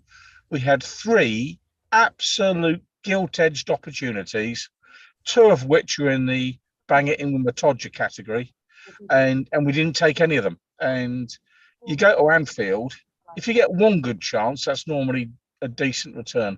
2, you should be in clover. 3, you're absolutely in 7th heaven, and you should be winning. If you get that number of chances there, and we absolutely gave as good as we got this afternoon. I thought pretty much the whole team played quite well. Zuma again was outstanding, I have to say. He is looking a very good purchase, and money well spent. But for the want of a finisher, I mean, 4-0s and Lanzini in particular, they'll have nightmares. They'll have nightmares about the chances they missed. I thought Antonio should have taken his. Quick comment on the sublime pass from Mark Noble that puts Antonio in the clear for that one. Just a classic Noble, one flick, sends the player away. Because there was a bit with Noble coming on of, a manager doing a senior pro one last favour to give him half an hour at a famous football ground. But he played exceptionally well when he came on. So, overall, you've got to say, not only did we deserve a point, I could build a case that says with better finishing, we deserved all 3. No question about it. Yeah, I mean, I think that's what we've just been saying is that, the best chances definitely fell to West Ham. Tactically, gentlemen, let's talk tactics briefly. Did David Moyes get it right? So one thing we didn't see that we're used to seeing at West Ham is plenty of foraging down the flanks. Cresswell and Johnson barely got over the halfway line, or not an awful lot anyway, in the match today. And we chose instead to hit them on the counter, and quite often look to go over the top. We clearly targeted that area between Alexander-Arnold and Konate on that side of the field, and to some considerable degree of success as well, it has to be pointed out. But could Moyes have done it any differently? Rio, start with you first on that one. I don't think so today. I mean, Liverpool are famed for their front 3 at the moment. Yeah. Whether it's Salah, Mane, Jota, Salah, Mane, Diaz. They operate with a lot of pace, a lot of power, and a lot of poise. And our disciplined banks of four kept that in check. They cut out a lot of the supply lines to them. Sometimes our bit defending was a little bit haphazard at times, but we got away with it. And I don't think we could have asked anything more than we did today. You know. Yeah.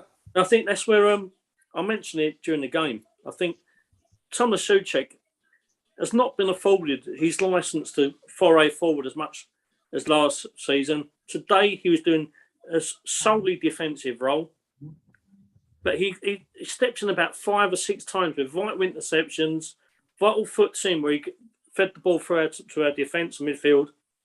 And defensively we cut their supply lines, we cut their forward opportunities out by a whole big degree. And I can't fault our defensive diligence there. Bit haphazard at times, but we rolled with it. I mean, Liverpool didn't really have that many chances. We saw the first one inside 2 minutes when Salah went through, when they just banged the ball straight over the top. There was the opportunity when Cresswell cleared it off the line 8 minutes before the half-time interval, and cut half chances really in the second half. But Nick, you can't really think of too many opportunities that Liverpool created. Only 5. They had 22 shots, but I can't recall Lucas Fabianski having a save of note to make really in that second half. No, I mean, I'm bemoaning about our lack of chances and stuff like that. Klopp must be absolutely fuming that they've had 22 shots and only managed to score 1 goal. If that was us, I think I'd be even more apoplectic than I am now. It's quite shocking considering the quality that they've got, that they muster up 22 shots, only manage 1 goal without really. Not once in that game did we go, "Oh, nice one, Fab."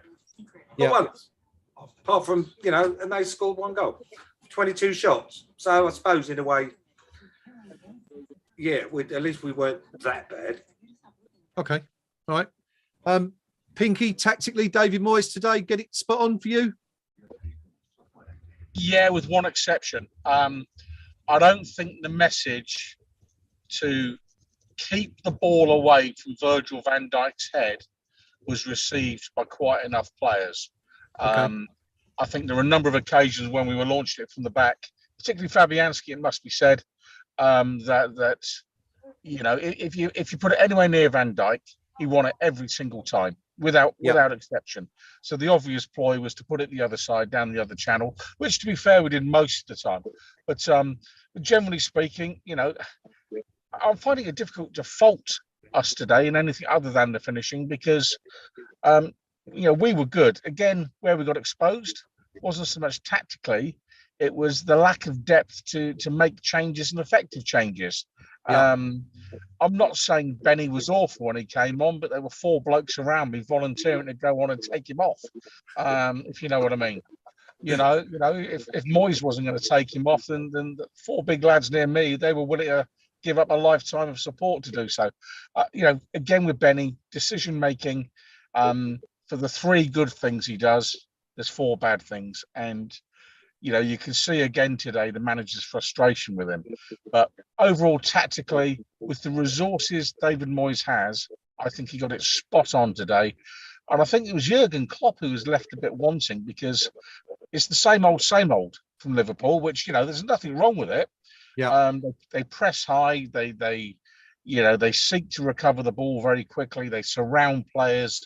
They make it very difficult for the opposition's player to even see one of their own teammates, because there's you look up and all you see is a sea of red shirts. And let's not kid ourselves. This is an excellent Liverpool team. It really is. Yeah. But we matched them today, and David Moyes will be heading down the old, I don't know, M6, however they get home, and he will absolutely know he'll never have a better chance of getting a win at Anfield than he had this afternoon, and we didn't do it, and them's the breaks.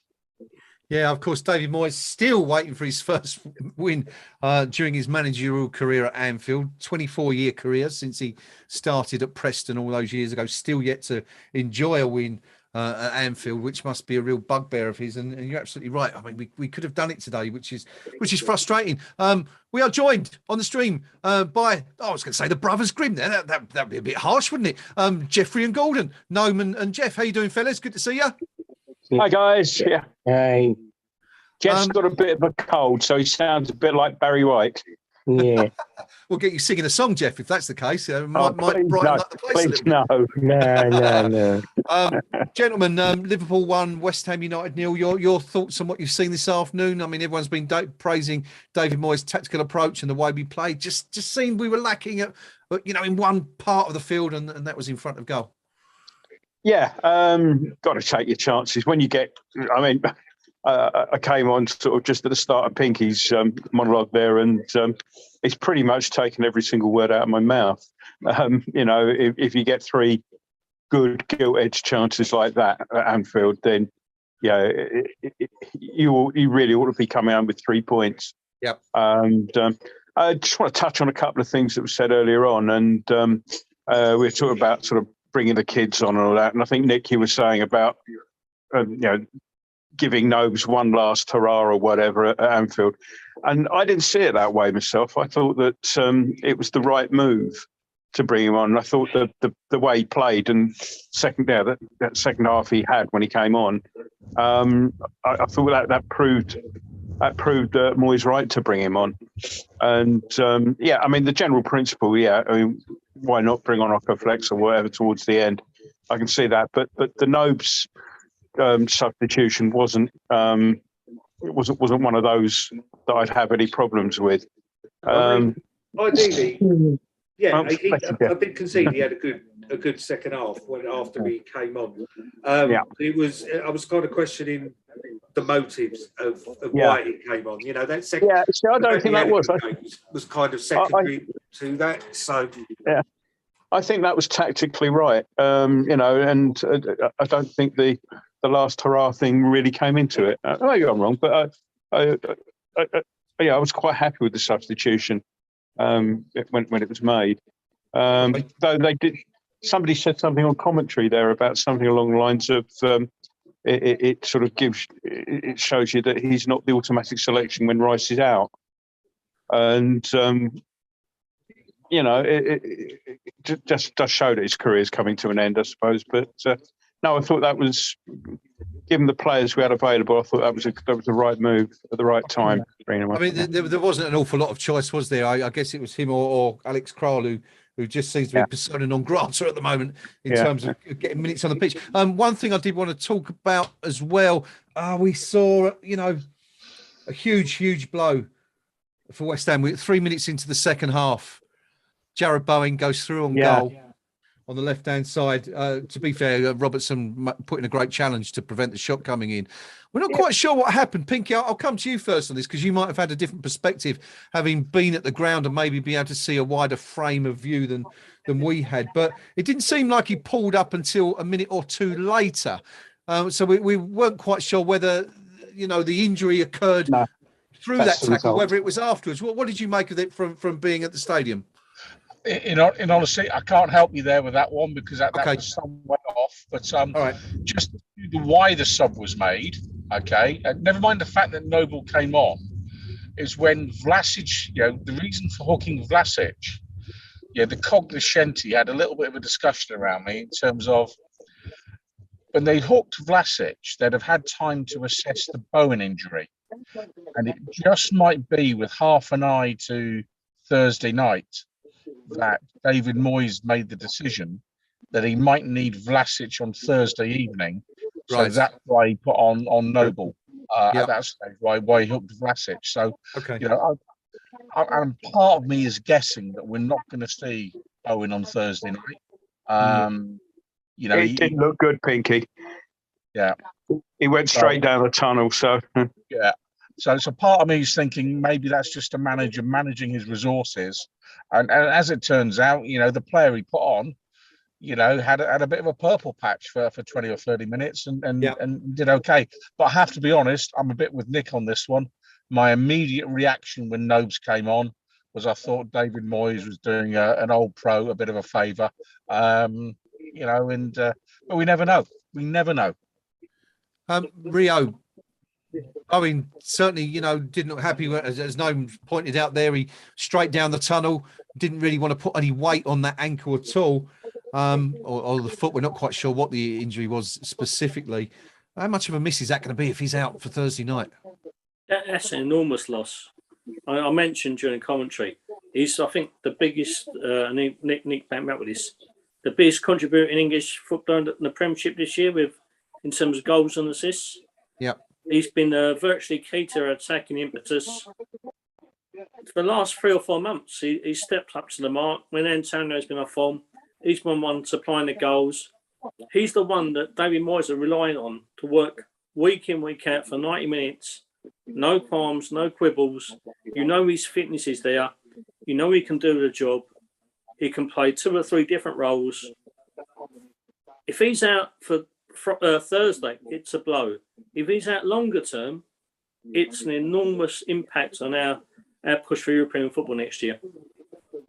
Okay. Nick, we missed Declan Rice today. Who do you think would be the biggest miss? Declan Rice or Jared Bowen?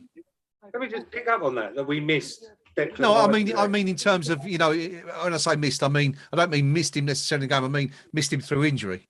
Oh, yes, we did miss him through injury, but we certainly didn't miss him on the pitch. We just come away from Anfield with a narrow 1-0 defeat where we could quite easily conceivably have won 2-1, 3-1. Yeah. So we didn't miss. No, I didn't mean that. Stop No, being picky. I know that. I get that. I'm still ranting. So we didn't miss Declan Rice whatsoever. I think that Jared Bowen would be a bigger miss. Okay. Personally, I really do. I've said time and time again, Declan Rice is a stupendous player. He really is. Yeah. But I think that we're more than capable of having life after Declan Rice. Well, we saw that today, didn't we? As you rightly pointed out, we didn't look like we missed him that much at all today. I think this hero worship of it. I know because he's not one of our own. Let's have that right. He's never going to be one of our own. He's never going to be a Mark Noble. And I just kind of find all the smoke blowing up his backside and all this is too good for West Ham a little bit nauseating, personally. And he ain't too good for West Ham because he wouldn't be here if he was. Simple as that. Nobody's ever come in for him. He's this supreme talent that apparently is worth 100 million quid. Yeah.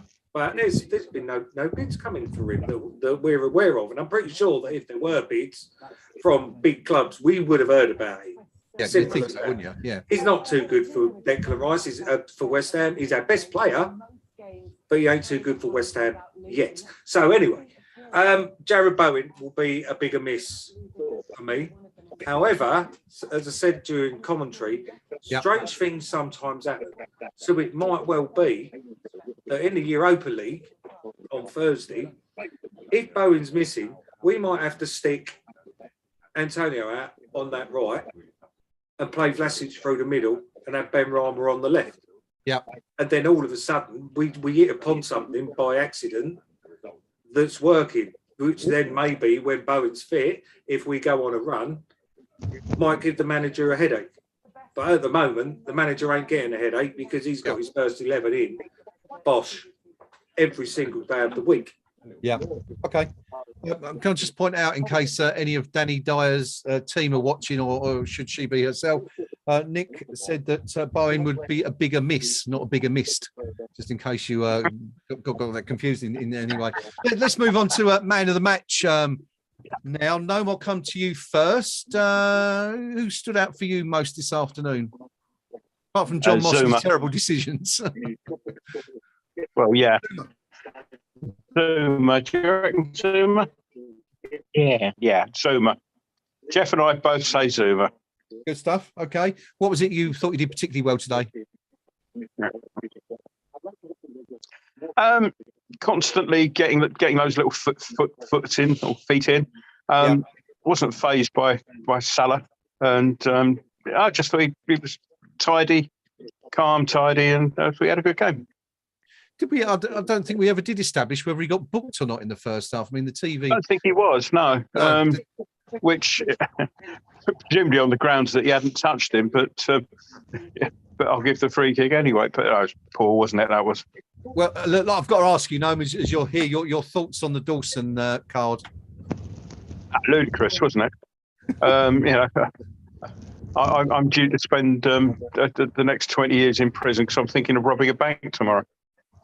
I won't actually do it, but I thought about it. Yeah. Ludicrous sort of thing. Like you get week in, week out at Anfield. It's it's beyond the joke now. It's. I mean, you sort of, there was one reaction where there was a shot hit straight at somebody, and I can't remember who it hit, but it hit somebody nowhere near the arm. And of course, they're so used to getting iffy penalties up there that all the crowd go up handball sort of thing because they're expecting it. Yeah. Well, I mean, we saw a touch of Moss, didn't we, in the first minute when he was telling Antonio off as simply standing his ground, and he kind of laid down what he was going to do for the rest of the game at that point. But anyway, Kurt Zouma for you guys. Yeah. Okay. Pinky. Yeah. Zouma, no doubt about it. Okay. And in terms of what he did particularly well for my money, anything in the air, he attacked the ball well, cleared it out. And cleared it out to the right places, the right part of the pitch. He marshalled the back four particularly well today in the way that Angelo used to do for us. I thought he looked every bit a £30 million footballer today, and dare I say it, a bit of a bargain at that price. Very good performance from him today. Very good indeed. Just don't like his choice of pets. Nick, you go for Zouma too? I am with gritted teeth because I still don't like him for his moggy abuse. Okay. Because I'm a moggy lover. I dream of doing that to my little pussycat. Since that incident, I think it's probably fair to say he hasn't put a foot wrong, has he, on the pitch? He hasn't. Anyway? So maybe Antonio should go and, stick his cat in the top corner or something. And Lanzini and Fornal. I'm sorry, after that miss today, I would think Antonio putting anything in the top corner is unlikely, but... but to be fair, I thought, other than not finishing, I thought he was outstanding today. I thought Antonio had a very good game today. His work rate was astonishing. And you look at the load he's had to carry all season. I thought very good from him today. Really quite happy with him, as a player today. And again, I'll single out Craig Dawson as the other one, because for a journeyman centre-back, who's got better value this season than what we've had out of Craig Dawson? I think pound for pound, he has been the best signing we've made in the last 15, 20 years, For what we paid for him and what he's given us. Ridiculous money in this day and age. What was it, £3 million? Yeah. Ridiculous. Wasn't it? Yeah. I totally agree about Antonio today. I will admit that I had to say that because Nick fed me such a glorious straight line for the punchline to come in. It had to go in. So apologies, Mikhail, but it was too good an opportunity to miss. To coin a phrase. David O'Rourke on the live stream also going for Zouma. Anyone else watching? Let us know who you had for your man of the match today. Rio's last up for our team. Rio was. Is it going to be a clean sweep for Kurt? Yeah, it's going to be. I mean, my other consideration was Thomas Souček, who after his injury in the midweek, the fact his normal central midfield partner has been taken out of the equation. He wasn't spectacular, but he did a lot of dirty work, a lot of vital foot interceptions, a lot of vital foot-ins at the right minute, distributing to the right teammates. But Kurt Zouma, and as alluded to by Jack, Callum, and Chris on the podcast, I think Kurt Zouma's been probably the pick of the players in the Premiership for the last 5 or 6 games. And the three boys said on their podcast, can you imagine look on the faces when Premiership Player of the Month gets given and it gets handed to Kurt Zouma? So Lovely, just for wouldn't it? comedy effect, as well as today's performance, Kurt Zuma, yeah, you're going to win everything this year, mate. Did they show the Cats Lives Matter banner that was flown over Anfield just before kick-off? Yeah.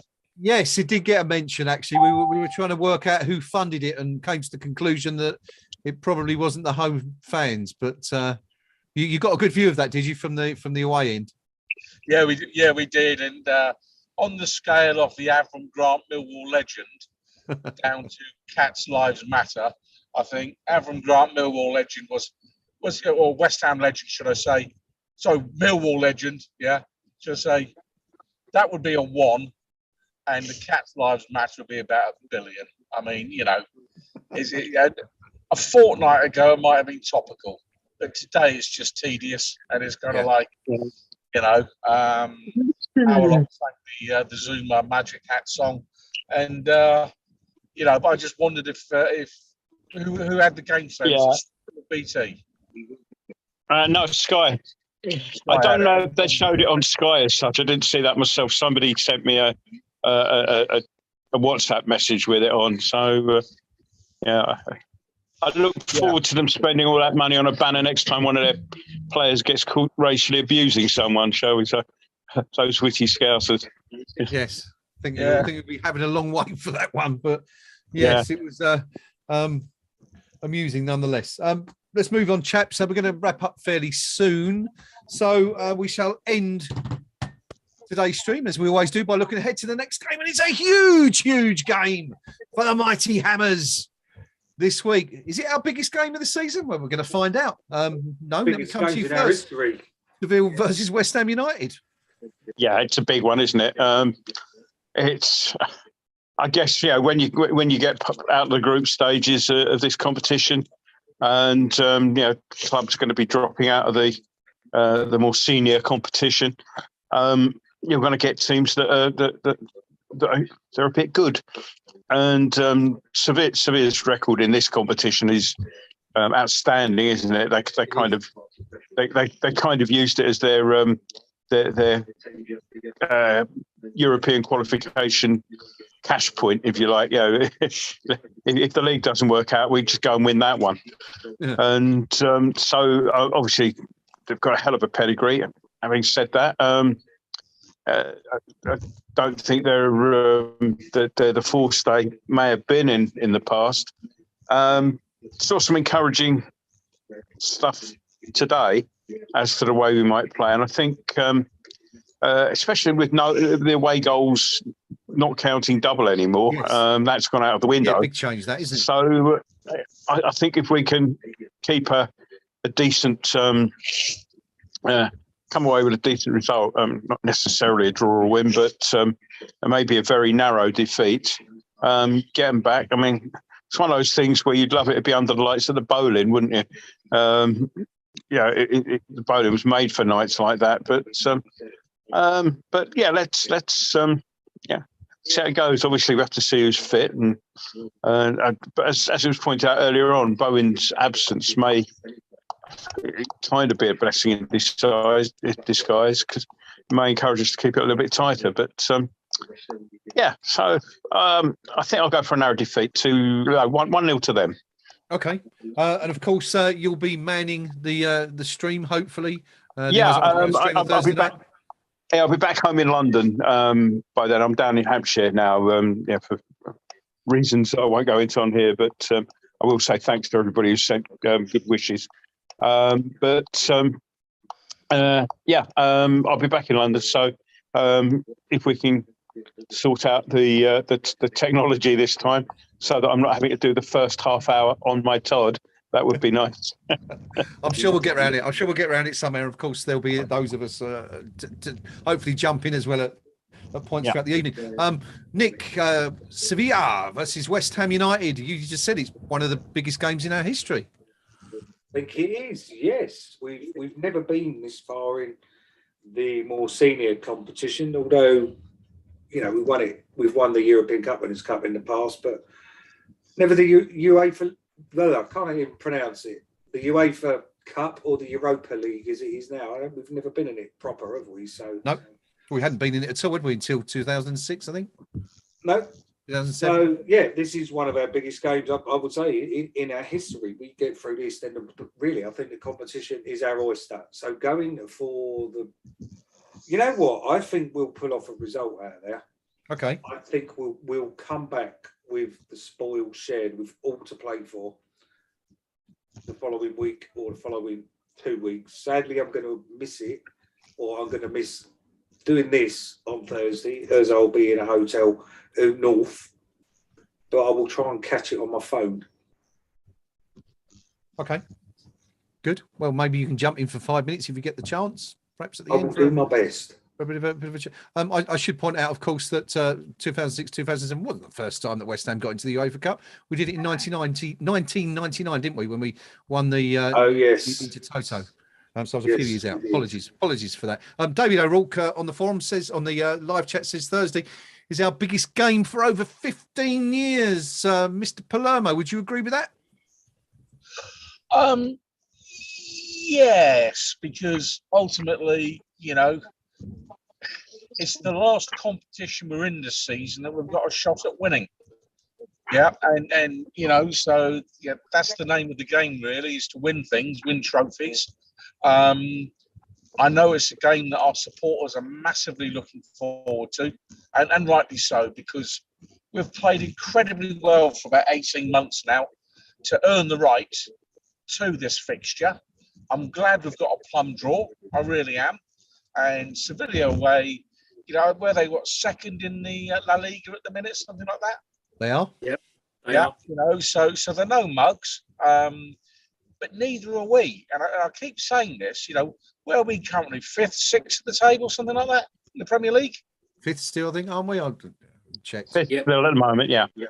Yeah. So I would say you've probably got 2 evenly matched teams. I reckon 5th in the Premier League is probably the same as 2nd in the current La Liga. You know, is that sort of, you know, waiting, for want of a better phrase. 2 evenly matched teams, if we can get something like our best 11 on the pitch, which means will Rice recover from his illness, whatever that may be? Will Souček continue to recover and have another game, you know, with all the paraphernalia on the Swede? Can Bowen get off the, you know, the physio's couch in time to give us even an hour? All those sorts of things. But I've got a sneaking feeling, just got a feeling, that the last couple of games we've played pretty well, I think. Against Saints, we got knocked out, but played well. I thought we were very good today and got nothing. Thursday, 2-0 West Ham. We're going to win on Thursday night. We're winning. We're winning. Yeah. I'll buy that for $1, as they say. Rio, coming to you finally. Sevilla versus West Ham United. Huge game for the Hammers. As Pinky rightly says, our last chance to win silverware this season. Can we go over there and win, do you think? I think we're more suited to European football at the moment than we are Premiership football. I think we've got the ability to soak up any pressure that, although they're second in the league, Sevilla, they're not looking amazing. We can soak up all the pressure, hit them on the break, get a result out there. If we don't, then no jar of marmalade will be left unturned in the country while we seek revenge on them. But we're going to get a result over there, come back to London Stadium. We're going through to the last night. Amazing. Of course, you know, we've often said that the London Olympic Stadium needs nights like this, you know, to start feeling like home, doesn't it? And, well, I mean, you won't get a bigger opportunity than that second leg, that's for sure, if we're still in the tie come next week anyway, or the week after, should I say. David Moyes has been talking quickly before we wrap up, and been talking about the injuries, Jared Bowen situation. He says that, unfortunately, Bowen's going to need a scan on his heel, which seems to be the issue. Sometime tomorrow morning over at Rush Green, and he says it could be nothing, but in the same breath, I didn't like the way he wasn't able to put his weight through his foot, so that worries me. And with regards to Declan Rice, Moyes adds, we are hoping it will not be too bad, but I can't tell at the minute. So it's touch and go really for both. We could, I mean, that would be something, wouldn't it, to go there without both of them? That would that'd be quite a frightening prospect. But anyway, we shall see, and we shall overcome, as we have so often in the past. Big night Thursday night, Sevilla versus West Ham United. The team are going to be back with you for that one live on Eyes Up Mother Brown. Do tune in again then. Thank you to everyone for joining us on the live stream this afternoon. My thanks to Nick, to Rio, to Noam, to Jeff, to Pinky for coming on the stream as usual and keeping you all entertained with our thoughts about board games and computer games and occasionally a bit about football as well at some point during the afternoon. Unfortunately, it hasn't quite got our way this afternoon. It's finished Liverpool 1, West Ham United 0, but didn't we have the chances to win it? Pablo, Manuel. Man, not well. Man, not well. Maybe next time. We shall see you all again very soon. Have yourselves an enjoyable rest of the weekend. Until Thursday night. Come on, you guys.